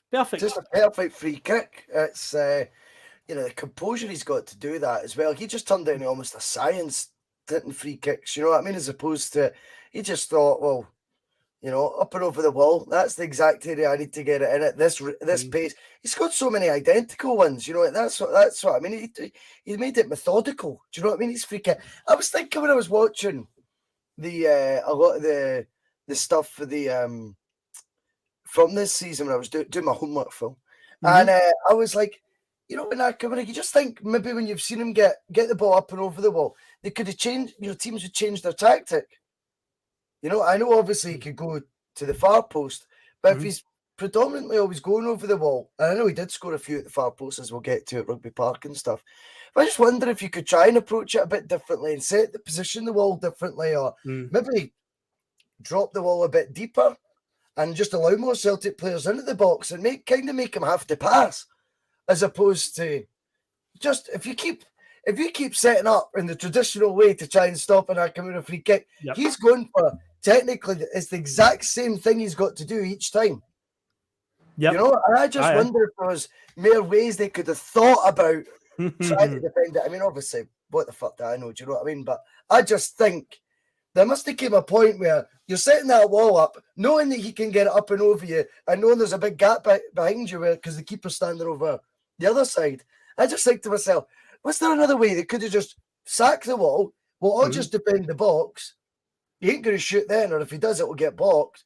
Maybe they'll need to, you know, the last thing you want him doing is shooting for a free kick. So if you forced him into having to pass it, maybe that would have been a way sort of around it. It just seems quite often defences, even though it was Nakamura, went into that default, you know, 4 or 5 man wall, the exact same position, exact same gap that the keeper's never going to make it if he hits it. And 9 times out of 10, of course, he did.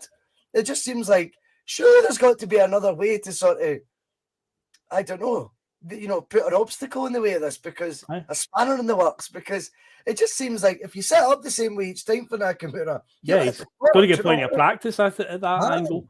But the thing was, it was really, really impressive about this goal, other than the fact that the distances and where he puts it right on the postage stamp, as he would say. The one at Old Trafford, Van der Sar doesn't even move. Now, Van der Sar, I believe, was 6'7". He was a giant in the goal. And Liam, I don't know, you could put 2 Van der Sars in goals, it seems, for this one, the one at Celtic Park, because he does get up there to that corner and he is so close, but it's just not enough. He's just that far away from it. It was that perfect a free kick.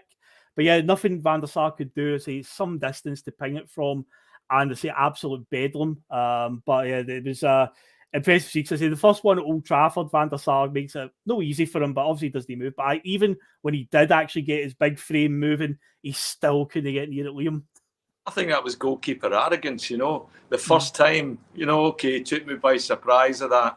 And I'm sure, you know, as Russell saying, he didn't change anything. He just figured, okay, I'm alert, it's going to go there. And then found out still he didn't have the speed or the power to get there in time, that ball was coming even faster this time and curling and maybe even more from it. And you ever see if you go on YouTube, you see Nakamura training after he left us. And he was a Japanese game show. And he's in a street. And there's a bus going by between 2 buildings, and it's got a window open, and he's shooting balls that is coming round in a circle, and there's one window open, and he's trying to get a ball inside the bus, and he ends up, and he does it, a dozen tries or something. But it's absolutely amazing to watch, and this is him 4 or 5 years ago, you know. It's a freak of nature. He really is that ability to just be able to ping that, you know, anywhere essentially. You know, the old, what is it, open a tin of beans with his foot, with his left foot, essentially. He was unbelievable. In terms of free kick takers, you know, I know you guys... He's got a wand of a left foot. A wand of a left foot, yes, indeed. He definitely does. But it's weird, and again, I think it's just because, again, he's mostly supposed to be playing with us, but when the experts of the game, they talk about the great free kick takers, you always hear the same names, like Beckham and Juninho that played for Lyon and stuff like that, and it's like, guys, you don't, just because Nakamura played in Scotland, you don't understand how good this boy was at free kicks. See what Liam's talking about? I've seen that same video. The bus driving round and the window open, and he just pings it in as the bus drives by. Genius. It's like, he is a genius. Yes, but that free kick was just. If you thought the one at Old Trafford was good, then Jesus Christ, that one was even better. And Patrick McLaughlin did confirm what I said earlier. He scored one against Motherwell the season before from pretty much the exact same spot. So who was I to dare doubt Shinsuke Nakamura when he was lining that up, going, he's not going to shoot. That's way too far. No problem for Shinsuke at all. But of course, the drama wasn't over there. And we talked about this when we did the Arthur Boric face of Foster episode. Something very, very crucial happened in the last couple of minutes of the game because Man United have got a free kick outside the area. Sean Maloney charges out the wall and it hits him in the arm, and we get a penalty against us. And Louis Saha, who scored a penalty against us at Old Trafford, steps up, but this time he misses. Now, as crucial as the goal was to beat Man United, I mean, you think about it now with hindsight, that penalty save is now so crucial because we don't travel well away in Europe. You know, we still had an away game to go to, and if we didn't won that game against Man United that night, so the penalty save is just as important as the goal itself. There was no guarantees we were going to go to Copenhagen and get a result because we did go to Copenhagen and get beat in the last game.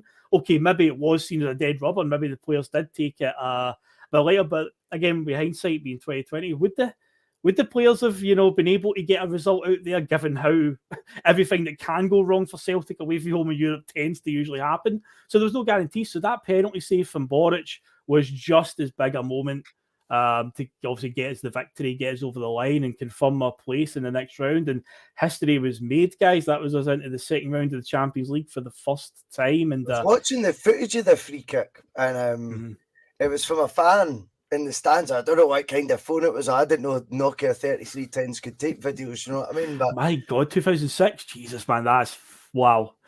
Oh, by the way, cheers, David. Nice one, mate. But the free kick, the penalty. Sorry, as they're about to take the penalty. Sorry, and Lennon and Gary Neville are having one hell of a set too, trying to obviously jostle for position, and the referees had to go over and split them up twice. Lennon just keeps shoving him away. That's brilliant. I just noticed at the corner of my eye, I went, can I rewind that? And you just see the jostling went on for ages. There's actually, the gamesmanship's quite clever, because Lennon will put himself on a full rage easy days, right? And Kid on his raging. But what he's actually doing is making Saha sit and sweat, isn't he? Just you think about that penalty. Yeah. The more you've got to think, the worse it gets. But I don't know if you remember that, and I hadn't. I hadn't, no. It's part of the playlist. It's a fan's point of view. You must be recording it on a fucking camcorder or something. I don't know. But you see it just at the top. The referee's like, what's he going over to? And it's Lenny and Gary Neville right at it, just like fucking out the road, you. And the two of them jostling to see who could be the first in for the rebound. Incidentally, as Boric saves it, Neil Lennon was a clear 3 yards ahead of Gary Neville by the way into the box. Just so you know. Must have super fit Neil Lennon. Must be that fitness we were talking about, mate. Must have been. But I just think, stuff like that, just let Saha sweat. Seeing all the scarves spinning round and round, hearing the atmosphere, Boric doing all his sort of movements like that. Yep. Just let him have to sit and think about it. Because the one thing strikers, I found this, a lot of strikers are better when they don't have to think about it. That's right. Yeah, I agree. I think that's, when it comes to a penalty, the second you put the ball down, you want that whistle to go, Liam. You want the whistle to go and you take it. You put the penalty down. You're wanting the minimum amount of time for putting the ball down to taking the penalty. So that extra 60 seconds, 90 seconds that's been, just gives Saha a chance to sort of look around him. Oh, fuck. Do you know what I mean? So I think just wee things like that, just Celtic have got to, these days, just get a wee bit more streetwise sometimes. You don't need to be nice to everyone to win. You can win by being a bit of a bastard as well. Play with the silky football, that's fine. But there's other sides to the game. Do you know what I mean? You need to get in their heads a wee bit as well. And I think when I look back at that, and it was only tonight, I noticed it genuinely. So it's not like this is a thought I've had deep rooted for a long time. But genuinely, I thought, see what Lennon's doing there, regardless if he's annoyed at Gary Neville or not. All he's done is let that striker have to sit and, a bit like Charlie Nicholas. He's had to sit and think,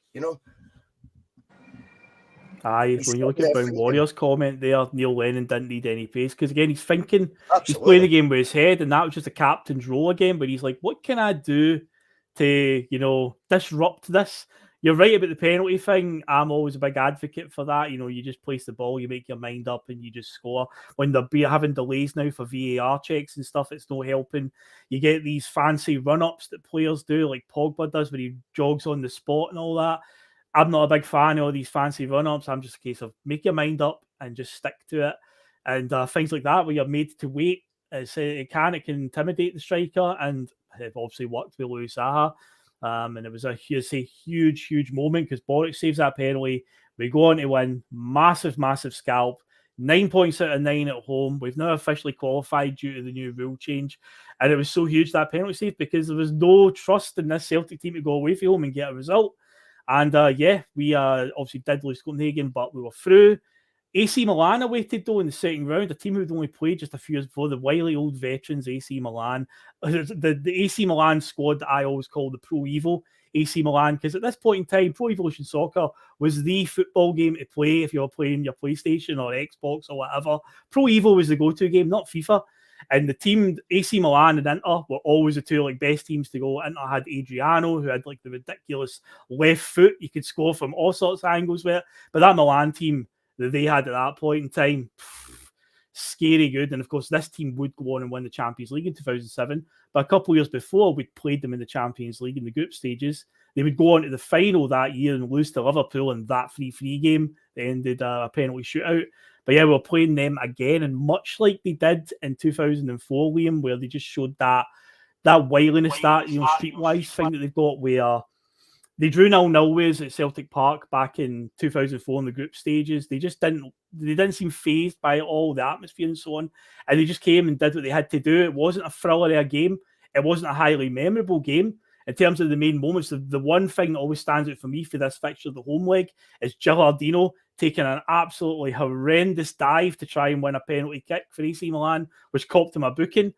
Other than that, it was quite I think after the game, Gordon Strachan described it as, if we believed in ourselves a little bit more, we could have won this game, because it felt like neither team was really taking any serious chances. Like, you wanted too much risk here. But in hindsight, obviously, again, with hindsight being 2020, there's definitely a chance there for us to go over the San Siro with a result. But Milan saw it out, got a 0-0, and as I said earlier on, Liam, we don't travel well in Europe. But see, the funny thing was, I can remember my thoughts at this time. I had no worries going out there, even though all the signs pointed to we're a bit shit away from home. There's no chance really that we could go here. But at the time, after the group stage we had, even though we lost all 3 away games, I was still going into the second leg going, do you know what? I fancy this. I think we can still do this here. Even if it's on away goals or something we get through, maybe we draw 1-1 or something, that'll do me. We'll get through. But what was your feelings after the first leg and heading into the second leg, Liam? Confident? Well, I thought the first leg, it looked like, wow, there's two teams playing not to lose. And I think we should have pressed a little bit more in that one. I remember we were playing a bit of negative football, very, very. I think it was one of the fans got on Lennon's back at one time, didn't they? Because it was balls going backwards. Because he passed back. That's right. You're right. And it was frustrating to watch as well, because it didn't look like anything to fear. We'd already taken on the Golden Boys down south, and showed that we can put the ball in the back of net and do all that. And then the last thing you want to do is to get in a stalemate with an Italian team when the next leg's at home as well. If they only need to win nothing, those Italian teams know how to turn out a nothing draw. That's a specialty, right? And so that was always going to be uphill for us to go over there and score. So I think it was an opportunity missed, but again, it's good being on that stage. And Phil says it's right. I like taking on the big boys, and I like feeling that, okay, we've got a chance here, and that's best you can have as expectation you can have as a fan going into that. Big game, definitely. Game for us as well. I remember watching that one in the pub, and it was great. And in the afternoon, that's one of the things that phones were ringing off the hook. People want to know the score. People at work and all that, and it was a big game for us. So that's box office. Well, listen, see if you're in a situation where you're disappointed with our performance drawn with AC Milan and going to win it. That tells you the level of expectation was different then.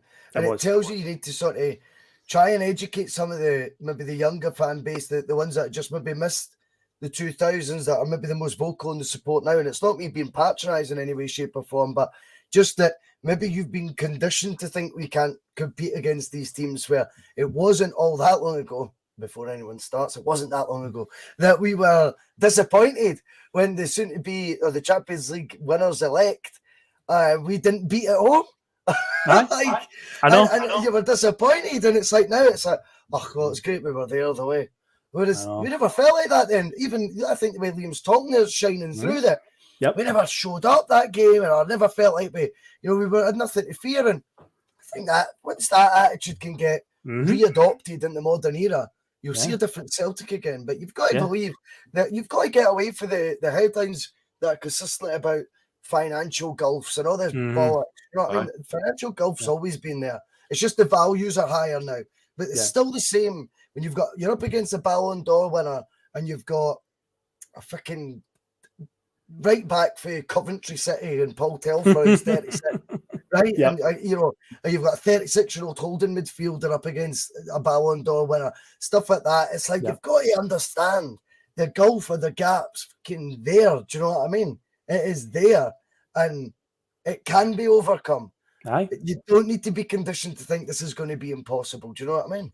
Didn't last week we were doing the Neil Lennon season, 2012-13. Remember we spoke about the Barca away game where we lost the last-minute goal? And the three of us were all quite unanimous in our feeling after that, but it wasn't a case of, we gave it our best shot, we're dead unlucky. We were fucking gutted that we lost our last-minute goal in the new camp to Barcelona.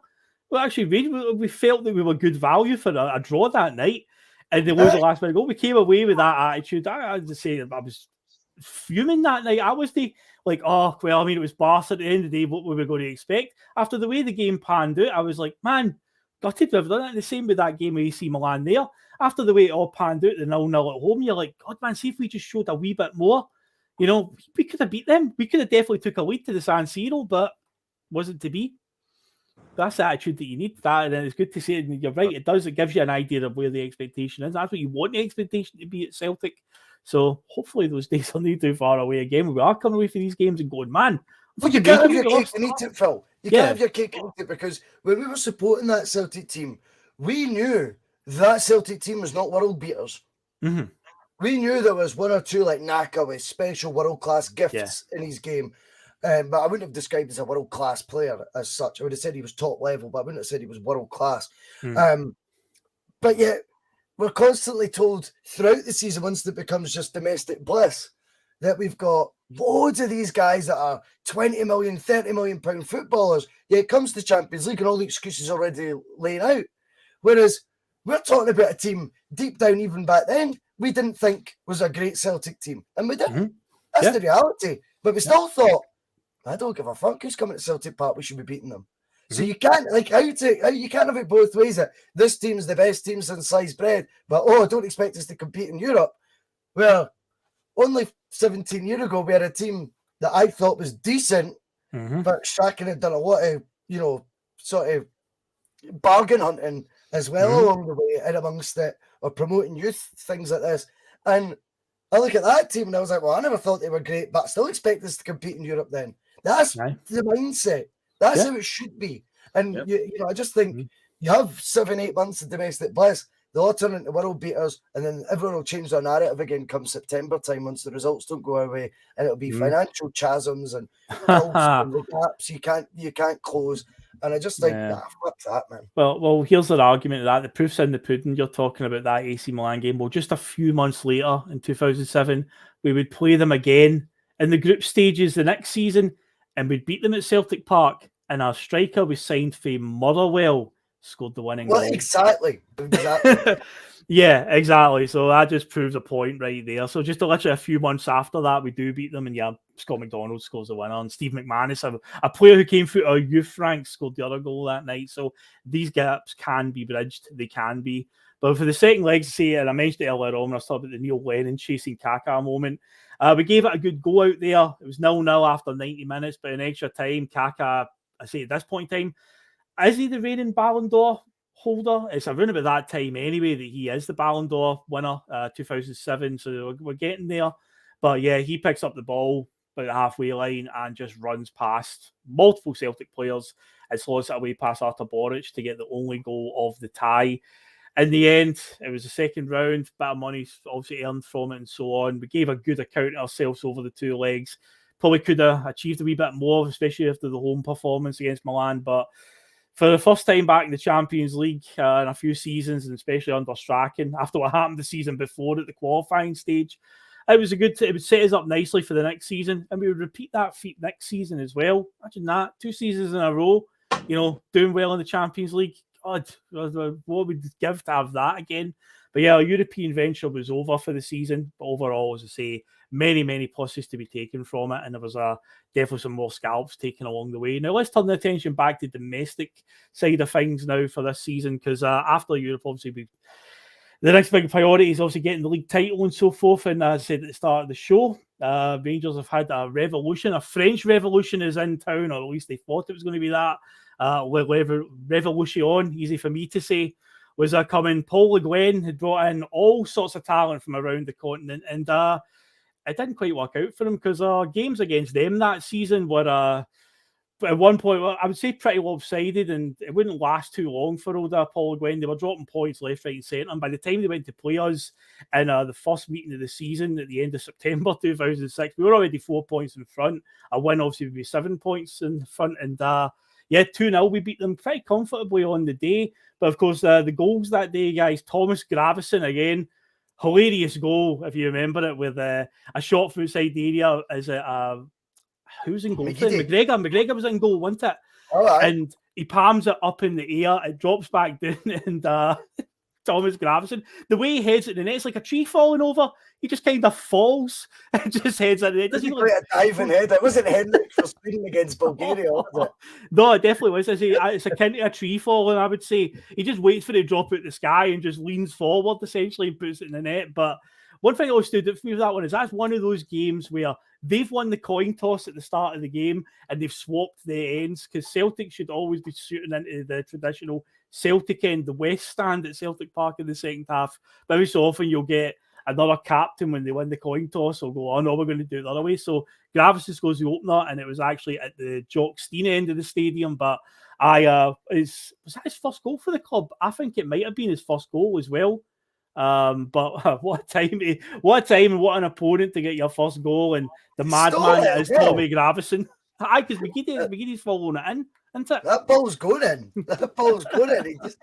He does that, as you say. It's not quite a dive.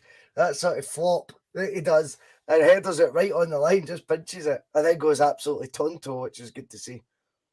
Oh, he does save all the teams for him to score that first goal. But speaking of scoring your first goal, Liam, what are the chances? The stars aligned, everything just seemed to work out for this one. Kenny Miller, who we talked about at the start of the show, and I think this is a moment that Kenny Miller tries to pretend never happened, but this isn't the Mandela effect. This definitely happened. We all saw it. So Kenny Miller had quite a frustrating start in a Celtic shot and hadn't scored a goal up to this point. But of course, it was just written in the stars that this was going to happen. A nice through ball to him, and he's through one-on-one, and he just kind of sort of like pokes it with his left foot into the net under the goalkeeper. McGregor comes rushing out, and just kind of like, I say a wee toe poke just under him into the net, down at the end that the Rangers fans are sitting at, the Lisbon Lions end. And Kenny Miller, old badge kisser that he is, there's definitely a bit of badge kissing going on as he ran by the Rangers fans, his former employers, of course, the old point at the badge, kissing the badge, giving all that, and it's like, yeah, we remember that happening, Kenny Miller. Just a shame that you don't seem to remember that happening. But yeah, it was just written in the stars that he was going to score, wasn't it, that day after the frustrating start he did to the Celtic shot? You would have thought for that moment in time he was one of us, that would have done him. That would be all the love he needed and adulation. And he still went back to Rangers at that point. It's just I ran into him a couple of times when he lived here in Vancouver, and he was actually a really nice guy. And I remember he was telling me when he was going back there to Rangers, he was hoping he was going to go to Hibernian. He told me he was pals with the chairman or something, and was it Lex Gold or somebody like that back then, and he was trying to get him. He was trying to get him back to Hibernian. That's who he wanted to go back and play for. But yeah, I mean, he couldn't adjust in Canada either. After he left us, I was surprised when he went to Rangers. But again, we on him to score. He looked like it was crap. Oh, is he done? And then he lightened it up, scored against them. I think though as well though, see it in his defence, if you like. I'm sure he's on record saying he never wanted to leave Celtic when he was leaving Celtic. You're right. I think we got offered the £3 million and we were like, sorry, Kenny, the decision's not really in your hands. You're going. I think when you take that into equation, you might have had that bit of bitterness towards it and went, well, fuck you, you know what I mean? So I wonder if, had he not have been forced out, would he have been as keen to have went back to Rangers? But I would imagine there's a bit of spite there as well, William, where he's like, I've got no time for them because they actually kind of forced me out the door. I gave them all for them and then scored 2 goals at Bustalgia, and then you couldn't wait to sort of kick us out, because he definitely wasn't angling for that move. That was a Celtic production, that selling him, Liam. So I kind of give him a pass on it a wee bit. I think to myself, I think he's maybe went back. Not that I give people passes to join Rangers, but I think there was maybe a bit of maybe just a bit of him going, get it, Rangers does, because he probably felt like we shafted him by putting him at the door. I think it was the last day of the window as well. Right, it was fairly on, but there were a few league games in, as I say. He scored against Aberdeen literally the day before. But you're probably right. I mean, looking at his celebrations every time he would score against us, there was definitely a get it right up you sort of thing at Celtic. But yeah, the day that he did score for us against them, there was a bit of a get it right up Rangers and as he ran by. Remember as well, him joining Celtic, Phil, was a big deal. He's ran a pretty high risk strategy by joining Celtic, having played for Rangers before. So for us a year later, just to be like, by the way, you're going, and it's Derby County and the bottom of the EPL after 5 games. He'd be like, what? And it's like, the fee's done, like, you're going. He'd have been like, so I've only had a year here where really I took a massive risk by doing that. I know he didn't go straight for Rangers to Celtic, but when you consider all the implications that come with it and all the stigma around it, I think he probably felt he deserved a better crack than just 1 season and then be told to go. So if that's built up a wee bit of spite, I kind of see it from that point of view a wee bit as well, because I think when you consider how enormous it was at the time, because you did associate him as a Rangers player. You know, so when he's joined for Celtic, it's a big deal. He'd probably have to spend a bit of time weighing that up. And then it's Celtic after a year, like, see ya. Maybe, do you know what I mean? I'm just not particularly like Kenny Miller. But I can understand that viewpoint. I can understand where you're coming from. You mentioned Derby and on, it's that season that he joins them and they finish bottom. I'm only doing this off of memory, but I think they only won 1 game, and I think they beat Newcastle, and I'm pretty sure Kenny Miller's the one that scores the goal for them to win it that day, and that's the only win they get all season. They finish with, I want to say 8 points, 1 win and like 5 draws or something like that. I think was the record at the end. It was the lowest ever points tally for a Premier League team, but the 1 win I think they get was at Newcastle's expense, and I think it's Kenny Miller that scores. So that was the way. But I forgot, man. When you mentioned that Derby team, I was like, fuck, that was that season as well. The worst performance in Premier League history. Oh man, don't wish that upon anybody. But yeah, I agree that balls to the wall. Yeah, after what's happened since. But we're going back to our mindset at that point in time. You know, hindsight's a wonderful thing. You know, it's like when I talk about Brendan Rodgers on Bustalgia, and I know a lot of people in the chat will be like, oh, he's a rat and all that for this and that. But you take your mindset back to 2016 when he's unveiled. You know, what were you thinking at that point? Not what would happen in a few years' time. So same goes with Kenny Miller, where it's like at the time, I think Russell's got a fair point there. You know, he's at that point with Zaraski still as well, who was very much out the equation. And it's like, you know, I would rather we kept Miller at the time and sold Zaraski, but the option was for Celtic to get £3 million for a guy they bought in for nothing. I think when he's joined, do you know what I mean? If he'd known it was only going to be for a year and like a month of the next season, he wouldn't have signed in the first week. It wouldn't have been worth his while. So he probably feels like all of that was for all you kind of then, you know, he did the big welcome party, then shafted him out the back door. Do you know what I mean? So Pure choice of words there, but you know what I mean. yeah. We'll quickly, we'll edit that one out. No, we won't really. We don't do that around here. We just leave it as it is. But so after beating them there, we went 7 points in front at the top of the table. And things would only get worse for Paul Guen and his Harlem Globetrotters that he'd assembled. Philip Sebo was becoming a joke figure already. And to this day, the infamous chants of Sebo still reign around Scottish football stadiums when a player misses a sitter. I know, it's become a verb now in Scottish football. You know, the big book of Scottish football verbs, to Sebo it, basically to be shite, essentially, to miss a sitter, to stick one over the bar for close range, whatever you want to apply it to. Sebo still gets shouted from many stadiums around the country. But yeah, things were going bad for Rangers. And by the time we play them again at the end of December, Le Guen's pretty much on his last legs at this point. Celtic are 16 points in front when they play them at the tail end of December. So even if Rangers were to somehow get a victory that day, it was pretty much, it wasn't going to do anything really in the grand scheme. We were definitely heading to the league title here. But in the end, Thomas Gravesen scored again that day. A cross came in for the left-hand side. McGregor flaps at it. It falls to Gravesen for quite an acute angle. And he finishes it really, really well.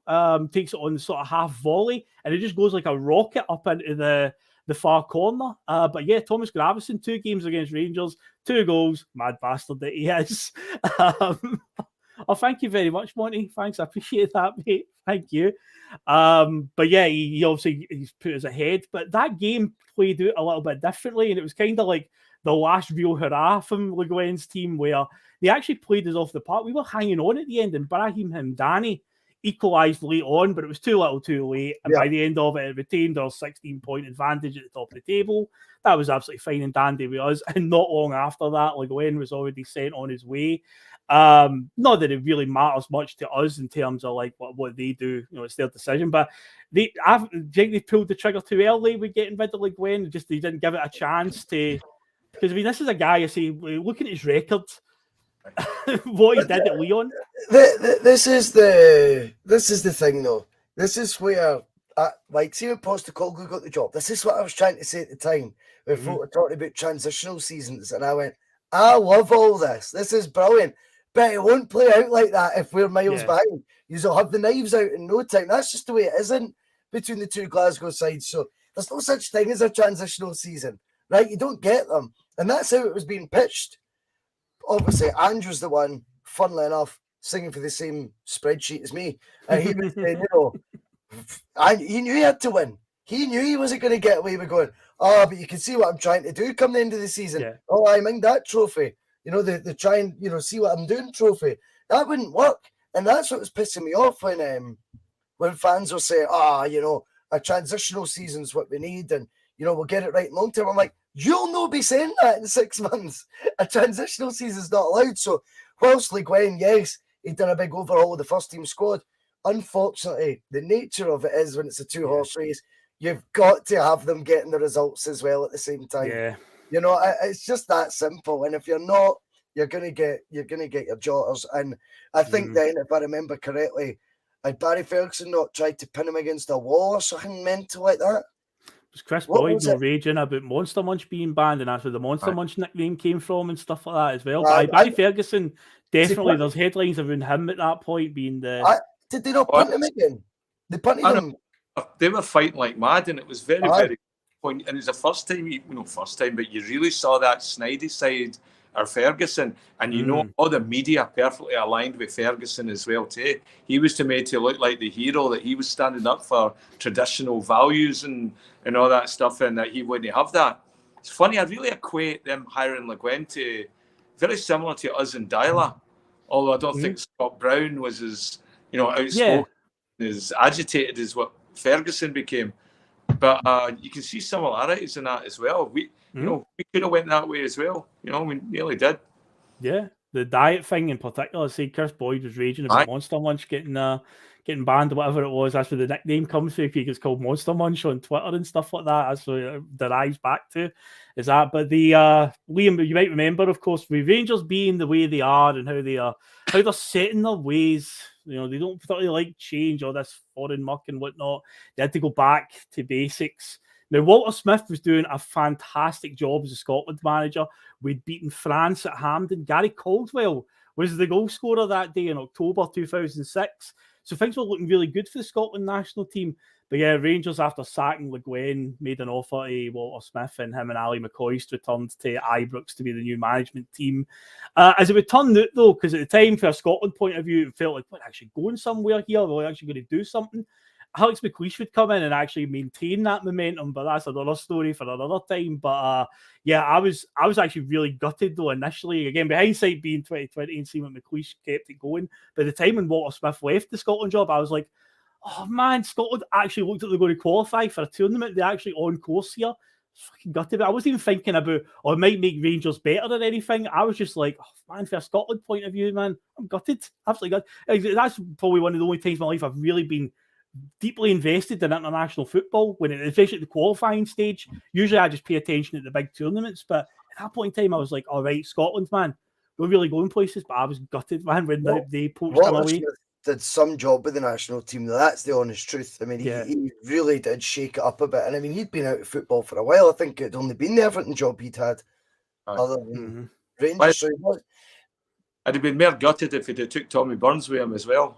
Oh, that would be What's happening? Have you heard the story? Coming, you know. Well, Tommy Burns went into the Scotland dressing room and he went, just want to say all my goodbyes. By the way, I'm actually joining them at Ibrox. And told all the players, you don't hear that. That's the patter, like that. Tommy Burns said he was. I think Smith and McCoist had departed by then. So the next get together, he packed all his stuff and he went, just so you know, this is the last time I'll be with the group. I'm joining the coach staff with Ali and Walter. They're like, what? And you can picture him saying it that deadpan way as well, which is just such good patter. It was a good joke, Tommy Burns. But you're right, Liam, the very thought of that is just like, oh no chance. But yeah, it was for the Scotland national team at the time. Initially, I was like, oh fuck. But say Alex McLeish somehow came in and just kept it going. We beat France again in the near future in Paris with the James McFadden goal. But yeah, the obviously Rangers get Walter back in. But by that point, I say we are so far ahead in the league. It's pretty much a formality. When we do play them in the remaining two Glasgow derbies of the season, they actually beat us. Ugu Ehiog scored a sort of overhead kick. Celtic Park. I don't know how to describe it. He just sort of hooked it over his shoulder. They beat us 1-0 that day, and when they beat us in the final game of the season at Ibrox, the final meeting between the teams, that's the one when Chris Boyd scores his only goal against us, but it was effectively the dead rubber because we'd already wrapped up the title since then. But unfortunately, those wins for Walter Smith would kickstart a wee run where Gordon Strachan couldn't figure out Walter Smith for the best part of a year. We didn't beat them again until the Venagura Hesselink 93rd minute winner in April 2008. They go pretty much over a year unbeaten against us now going forward. So yeah, it was a bit of a challenge for Gordon to figure it out. Luckily he did for the 07-08 season. We had that miraculous comeback to win the league, but for a while it was looking quite a squeaky bum time against Walter's Rangers that season. But for the 06-07 season, came in, he steadied their ship, but by the time he did, we were already home and dry in the league title race, and the two losses at the time, you're just like, nobody cares, mate, you know, whatever. You know, you can have the wins, you know. We're flying high here, you know. We're talking about games against AC Milan in the Champions League. I love that though, Phil. I love that. Nobody cares, mate, about losing the derbies, but see those pre-season friendlies. I'm still not over them. Aye. Well, see, at the start of the season, the mainstream media were all like, oh, crisis at Celtic, and it's like, oh, come on, a friendly? Never. But that was the season that opened my eyes to friendlies, man. It's just a fitness exercise, because then they would go on and win the double that season. But as I said also at the start, guys, obviously Rangers are always seen as like the main threat in the league to us, but Hearts at this point in time are under the Mad Vlad revolution. And in this crazy book that we call Scottish Football, the chapter of Vladimir Romanov is quite something. And after a year where, you know, they'd got to second and they'd won the Scottish Cup, but they still managed to sack two managers during his first season, Burley, Graham Ricks. So they had three different managers in his first season, didn't they? Yeah, Ivanauskas is the one who lifted the Scottish Cup. Ivanauskas. So the madness continues going into the next season as Hearts are having some sturdy results. Ivanauskas is gone And in October of 2006, they were expecting Edward Malafev to be announced as the fourth manager since George Burley had been sacked a year before, which is just mental. So the assembled press at Tynecastle gathered for that press conference, expecting that to be what they were there for, but they didn't get that. They get what they would eventually call the Riccarton Free, because Riccarton is a Hearts training ground. Stephen Presley, the club captain, Craig Gordon, the goalkeeper, and Paul Hartley, who still at this point you would say is arguably the best attacking midfielder in the country at this stage, all took a press conference instead. Stephen Presley read out a pre-written statement talking about the unworkable circumstances the players are under, the Romanov and so forth. Obviously, just basically said everything that the press and fans all around the country could tell what was going on, but somebody finally came out publicly in Tynecastle and said it. Just saying it was significant unrest within the Hearts dressing room, and it was an impossible task the players are facing on a daily basis with Romanov interfering with team sheets, basically wanting to be the manager. He's sacked multiple managers. They get themselves in a good position the season before. They've not pushed on. As it would turn out, though, this would all have an effect on Celtic, this incident, because Stephen Presley would be sacked from his contract just shortly after this and would end up at Celtic on a free transfer. And Paul Hartley, who is, again, as I said, arguably at that point in time playing the best football in his career, ends up at Celtic at what you'd say was maybe a discount price in the January window. But yeah, it was a mad moment in that season. But I say Celtic ended up, I'd say, profiting from it, although Hartley took maybe a wee bit of time to find his feet at Celtic. And it wasn't even as an attacking midfielder. It was when he dropped deeper and played alongside Barry Robson. But remember, Stephen Presley does have one big significant moment this season when he joins us. He scores a goal up at Inverness in the Scottish Cup run. We were losing 1-0 until the 88th minute. And then we scored 2 goals in the 89th and 90th minute. Stephen Presley scored, and then Kenny Miller made it 2-1. But yeah, just a crazy moment with the three of them. But the writing was on the wall. As soon as he did that, you knew what Romanov was going to do, Russell. That was it. The team was they were aware of that though as well. I think they were quite acutely aware that this was them working their ticket. Yes. You remember, I mean, for all we got Hartley at a cut price deal. We tried to get Hartley for a cut price deal when he was getting on fine at Hearts, 2 years before, which was ridiculous. We get Presley on a free, but they still managed to get £9 million for Craig Gordon. They kept him because he was a sellable asset. That's interesting how they did that, wasn't it? And but Roy Keane's book, he says that was the best pound for pound signing he made at Sunderland. He said, I signed a lot of players at Sunderland. He says the £9 million though for Craig Gordon was the best pound for pound buy that I made, and it was the most expensive. So there you go. Aye, it's Liam, like 2023, obviously player power. Acutely aware. It's so stupid. It's not even a good saying. It just becomes catchphrases on this shite.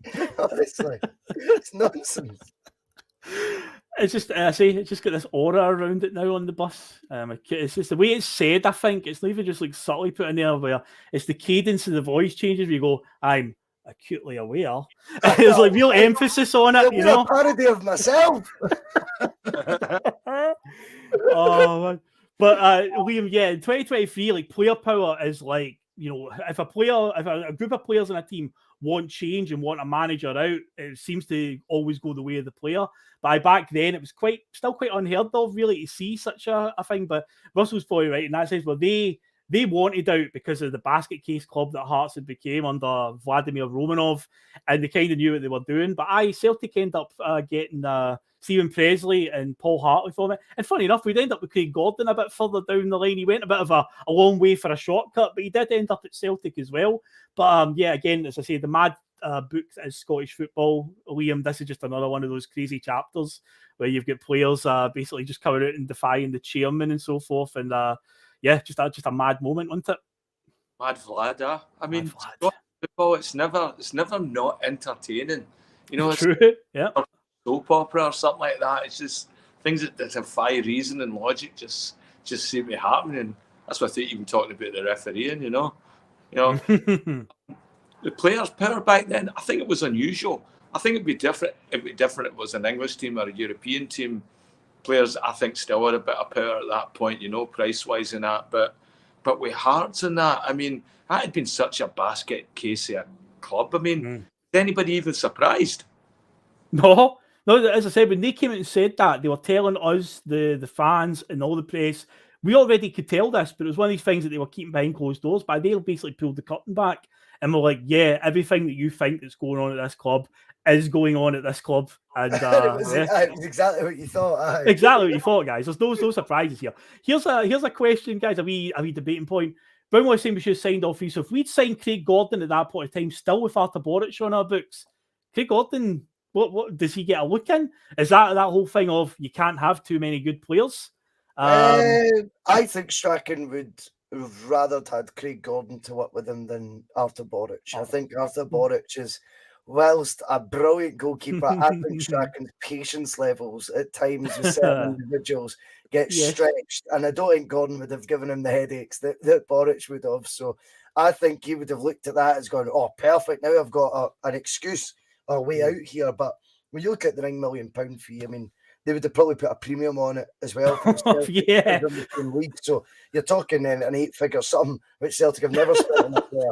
You know, if we're doing it for a Hearts goalkeeper, no, not going to fly. No.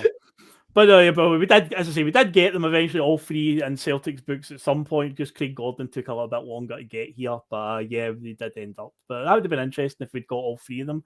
But yeah, with regards to Presley and Hartley, Presley came in and had an okay enough season for us for the time that he played there. But the next season, injuries and his age would catch up with him. And I say Paul Hartley never really found his feet at Celtic until he dropped a bit deeper in the midfield. And I was playing alongside old Barry Robson. That seemed to work a treat for him, because when we signed Hartley, I was like, oh, this is going to be amazing. Those runs into the box and stuff. The amount of goals he's going to score. I don't think he scored. I think his first goal he scores for us is the Spartak Moscow header in the next summer.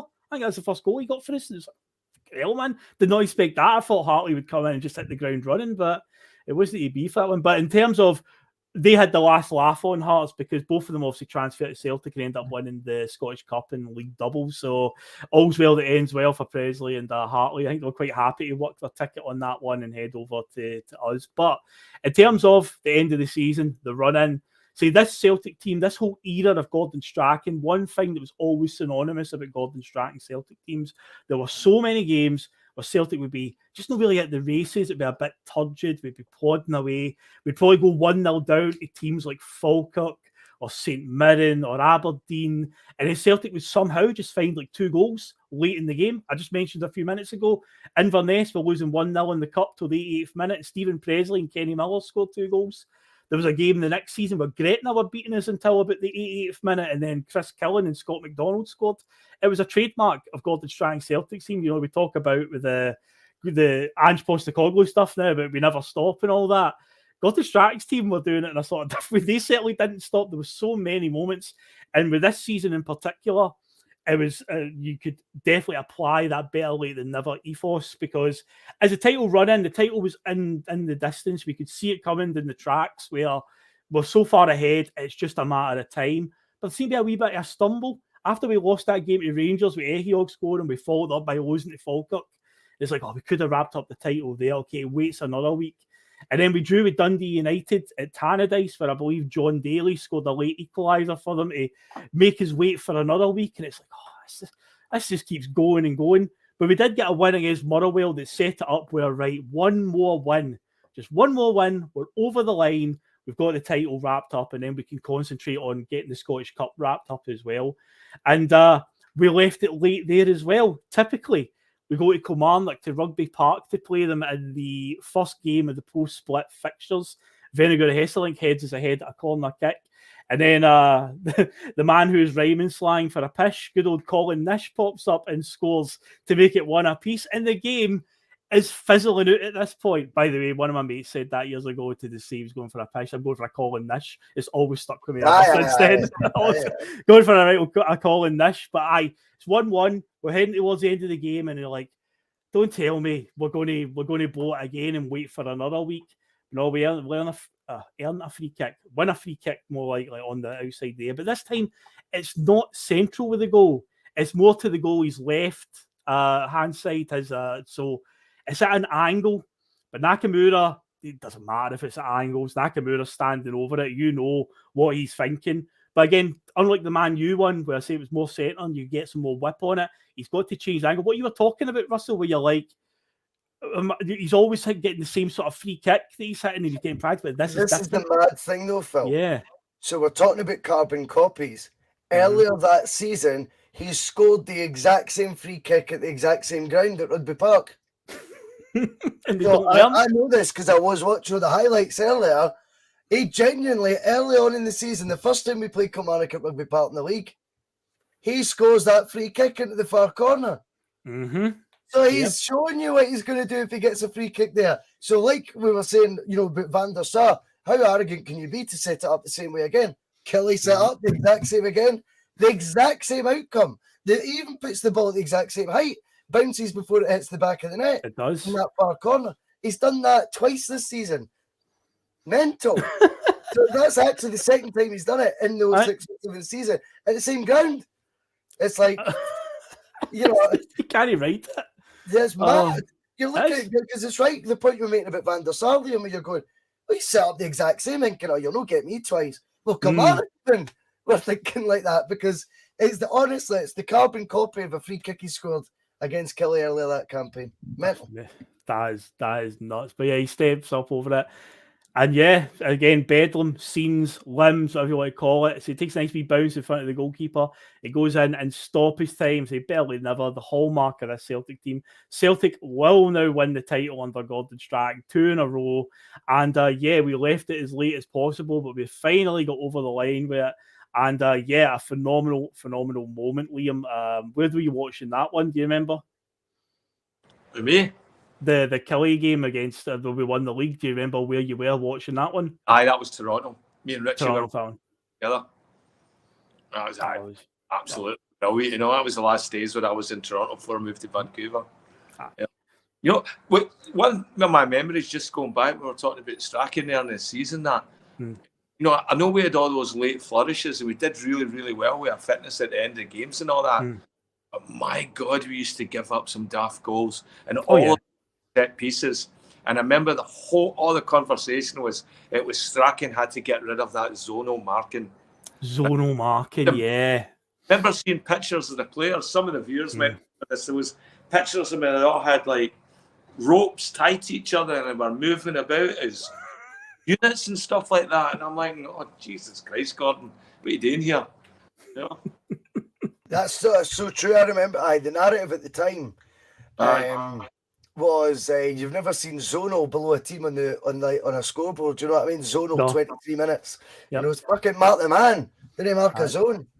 I remember all that as well. We used to mark fresh air at set pieces and stuff like that. Zonal marking was a real contentious point. And yeah, you're right, Liam, we did lose some really stupid goals at that time. But yeah, even though we were so far ahead in the league and you knew it was only a matter of when it was going to happen, not if, but with every wee stumble we were having in that run-in, you're starting to get a wee bit like, oh, no, please don't tell me this is going to end up going the distance. But what a relief.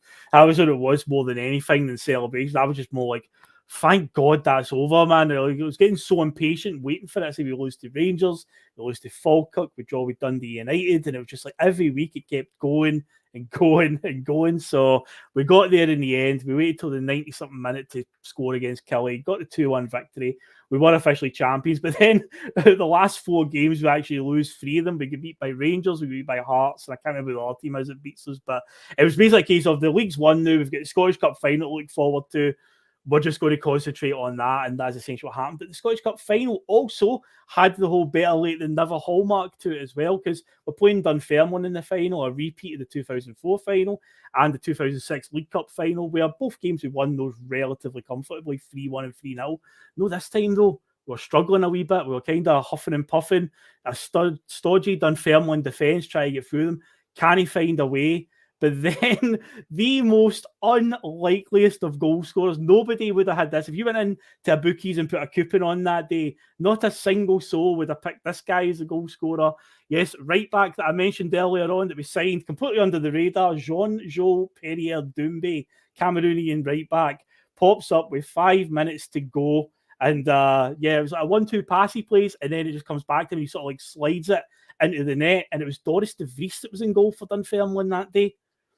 Doris bloody de Vries, who would of course play a part in our future. But yeah, John Joe Perrier Doumbé is the most unlikeliest, I think, of goal heroes in a cup final for Celtic. And yeah, he pops up, gets the goal. And yeah, it was a double, 2 trophies for Strachan. That's 4 out of 6 in the first 2 years, especially after how it started with the sort of attitude. A lot of fans sort of like, oh, I don't know if we should, Strachan, I'm not sure of him after the Bratislava debacle and stuff. For the now 2 seasons in, he's got a Champions League round of 16 under his belt and 4 trophies out of 6.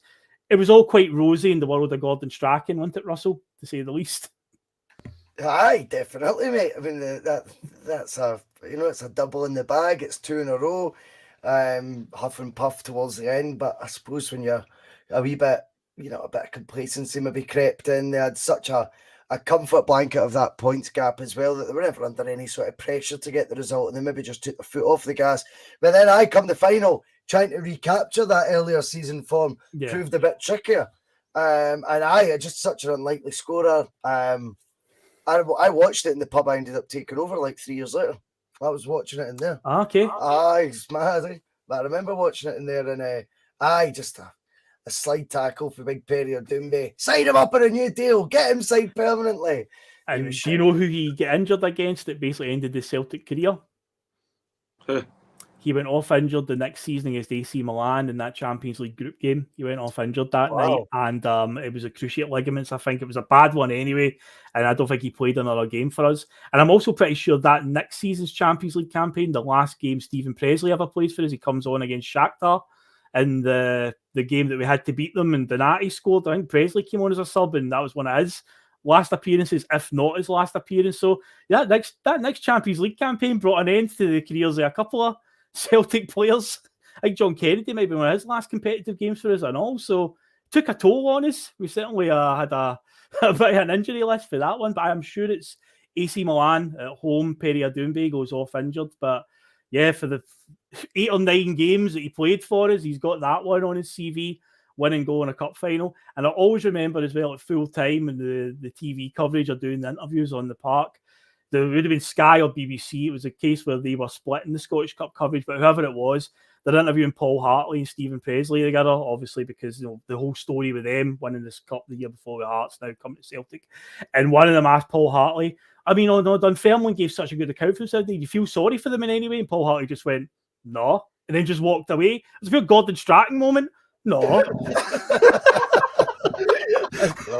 I was like, yes, that's exactly why would you feel sorry for them? Forget all this birthday card pish where you go, oh yeah, I mean, they gave a good gift. No, celebrate our glory. We won the cup. That's it. Tough.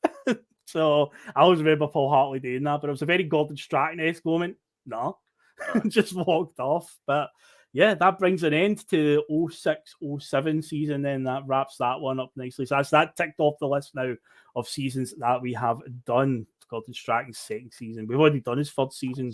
Because yes, if you're only new to the Bustalgia series, we do it in quite I just kind of pick seasons at random. There's no real order in it at all. But we're getting down to the nitty gritty, and yes, there is still a few stinkers still to come. Yes, but we'll get to them in due course. Plenty of time for now and the end of the season. So I'll do a wee bit of the housekeeping before we finish up. So I put a poll in the comments at the start asking what free kick meant more to you. Not what was a better free kick or anything. What actually, in your eyes, as a Celtic fan, meant more to you? Was it the one that won us the league at Kilmarnock from Nakamura? Or was it the one that sunk Man United in a heavyweight Champions League game? 81 votes on it. And, this is a close one. 52% to the Kilmarnock free kick. And Man United, 48%. I am quite surprised by that. Because to me, the League 1-1 is, the league comes all the time. It's always going to be there. But scalps in the Champions League, especially goals of that magnitude, that quality, they're hard to come by. But, at the end of the day, it's whatever you want to vote for. But I am surprised that one, that age. But that's the closest poll I think we've had that I've done on Bustalgia so far. 52% to 48%. Surprised, guys? I mean, you're selecting for yeah. Good I would pick your favourite child, essentially, I think somebody said that in the comments earlier and saying, I can't vote twice. It's like I'm going to vote for my favourite kid. So, yeah, there are two very good goals and have significance, but my vote went to the Man United one. But anyway, we'll now do the trivia before we head off. And it was all around the the enigma that was Derek Riordan, the mystery of Derek Riordan, because he signed for Celtic at the start of this season. After a good spell at Hibs, had been one of the most exciting young prospects in Scottish football. It never quite worked out for young Derek at Celtic. Over 2 seasons, he scored a grand total of 8 goals against 6 different teams. Can you name the 6 teams that he scored against? Dumbarton. Yes, Dumbarton, the Scottish Cup. I watched it. I think St Johnstone he scored in a cup as well. Not St Johnstone, no. Shit. I've got Kilmarnock. No. Nah, I'm guessing. I generally don't know. Right. All right, so remember last week we talked about how many goals we've actually taken after Aberdeen. So I'm going to use that rationale. And we've scored a lot against Aberdeen. Derek Riordan must have scored at least one. Amazingly, no. Amazingly, no, he's not. He's not at all. Dundee United. Can you hear that, by the way? I've got a pipe band passing my house. I can hear it, aye. Aye. Yes. Aye, I hear it. Aye, loud and clear. Nice. Happy St. Patrick's Day, everybody. Aye, that's class. Aye, awesome. Vancouver. That's class. Oh, band. Windy. Was that, Liam? There's a full band coming back. Windy, a full pipe band. Oh, That's nice, brilliant. man. That's awesome, mate. That is awesome. I've no idea with this one, Phil. I'm just throwing names. Hearts. No, amazingly not, man. You're hitting every one bar these ones. It's like you're throwing a dart and it's just landing, missing the ones that you need. Oh, there you go. They're going to get the footage. Tip it a wee bit for the Liam. There you go. Hear it loud and clear, but oh, aye. There they are over the other side of the gate. Aye. Ah, there we go. I can hear it loud and clear, man. That's brilliant. Aye. St. Patrick's Day in Vancouver, everybody. Brilliant, eh? I love stuff like It's that. good stuff, man. I guess I'll Guinness after this one, Liam. Aye. He would have scored against Hibs. He did score against Hibs. Well done. Wow. So on the final game of the season, when we get beat by Hibs, the game where Scott Brown scored and obviously was signing for us, there's a picture of him squaring up to Neil Lennon in that game. Well, funny enough, Derek Riordan actually scored against Hibs as well in that game. Aye, so Hibs is one of the right answers, yes. A couple of guys have got... We'll go with the comments, right? Because yeah, might as well, aye. Patrick Inverness is said- correct, yes. Who are we to doubt Patrick Alistair McLaughlin? Jack He's got it always as well. right. Yeah, and Alistair Jack, always right. Inverness Cali Thistle is indeed one of the correct answers. How many to go? 3 more to go. 3 more. Falkirk. No. Hearts. No, Hearts have been guessed. Dundee. No. One of them was, I think, in the division below, in the first division at the time we played them. Either that or it was the last time they were... No. They're in the Premier League now, though, but spent many years out. Livingston, yeah, he scored at Almondvale, the Tony Mack, as it is nowadays. 2 more. 2 more. Premier League or outside Premier League?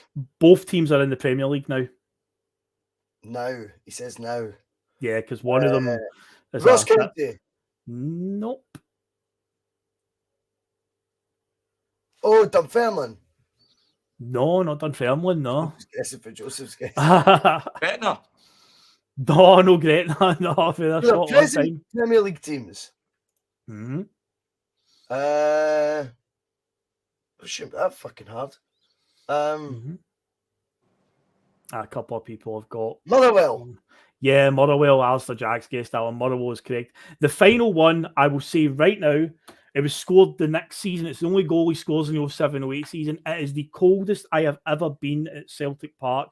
So much so that I had no choice but to leave early because it began pelting down with snow. And it was at the time when I sat in the second row of the Jockstein stand. Nowadays, I sit in a really nice position, like halfway up the lower tier, right at the door. But this is when I first had my season ticket and I was in the second row and it pelts down. So we draw the game 1 each as well. It was a depressing game to be at, but it's the coldest I have ever been at Celtic Park. horrendous nightmare game, but he comes off the bench and salvages a point for us in this game. Let's see if anyone's got it in the chat.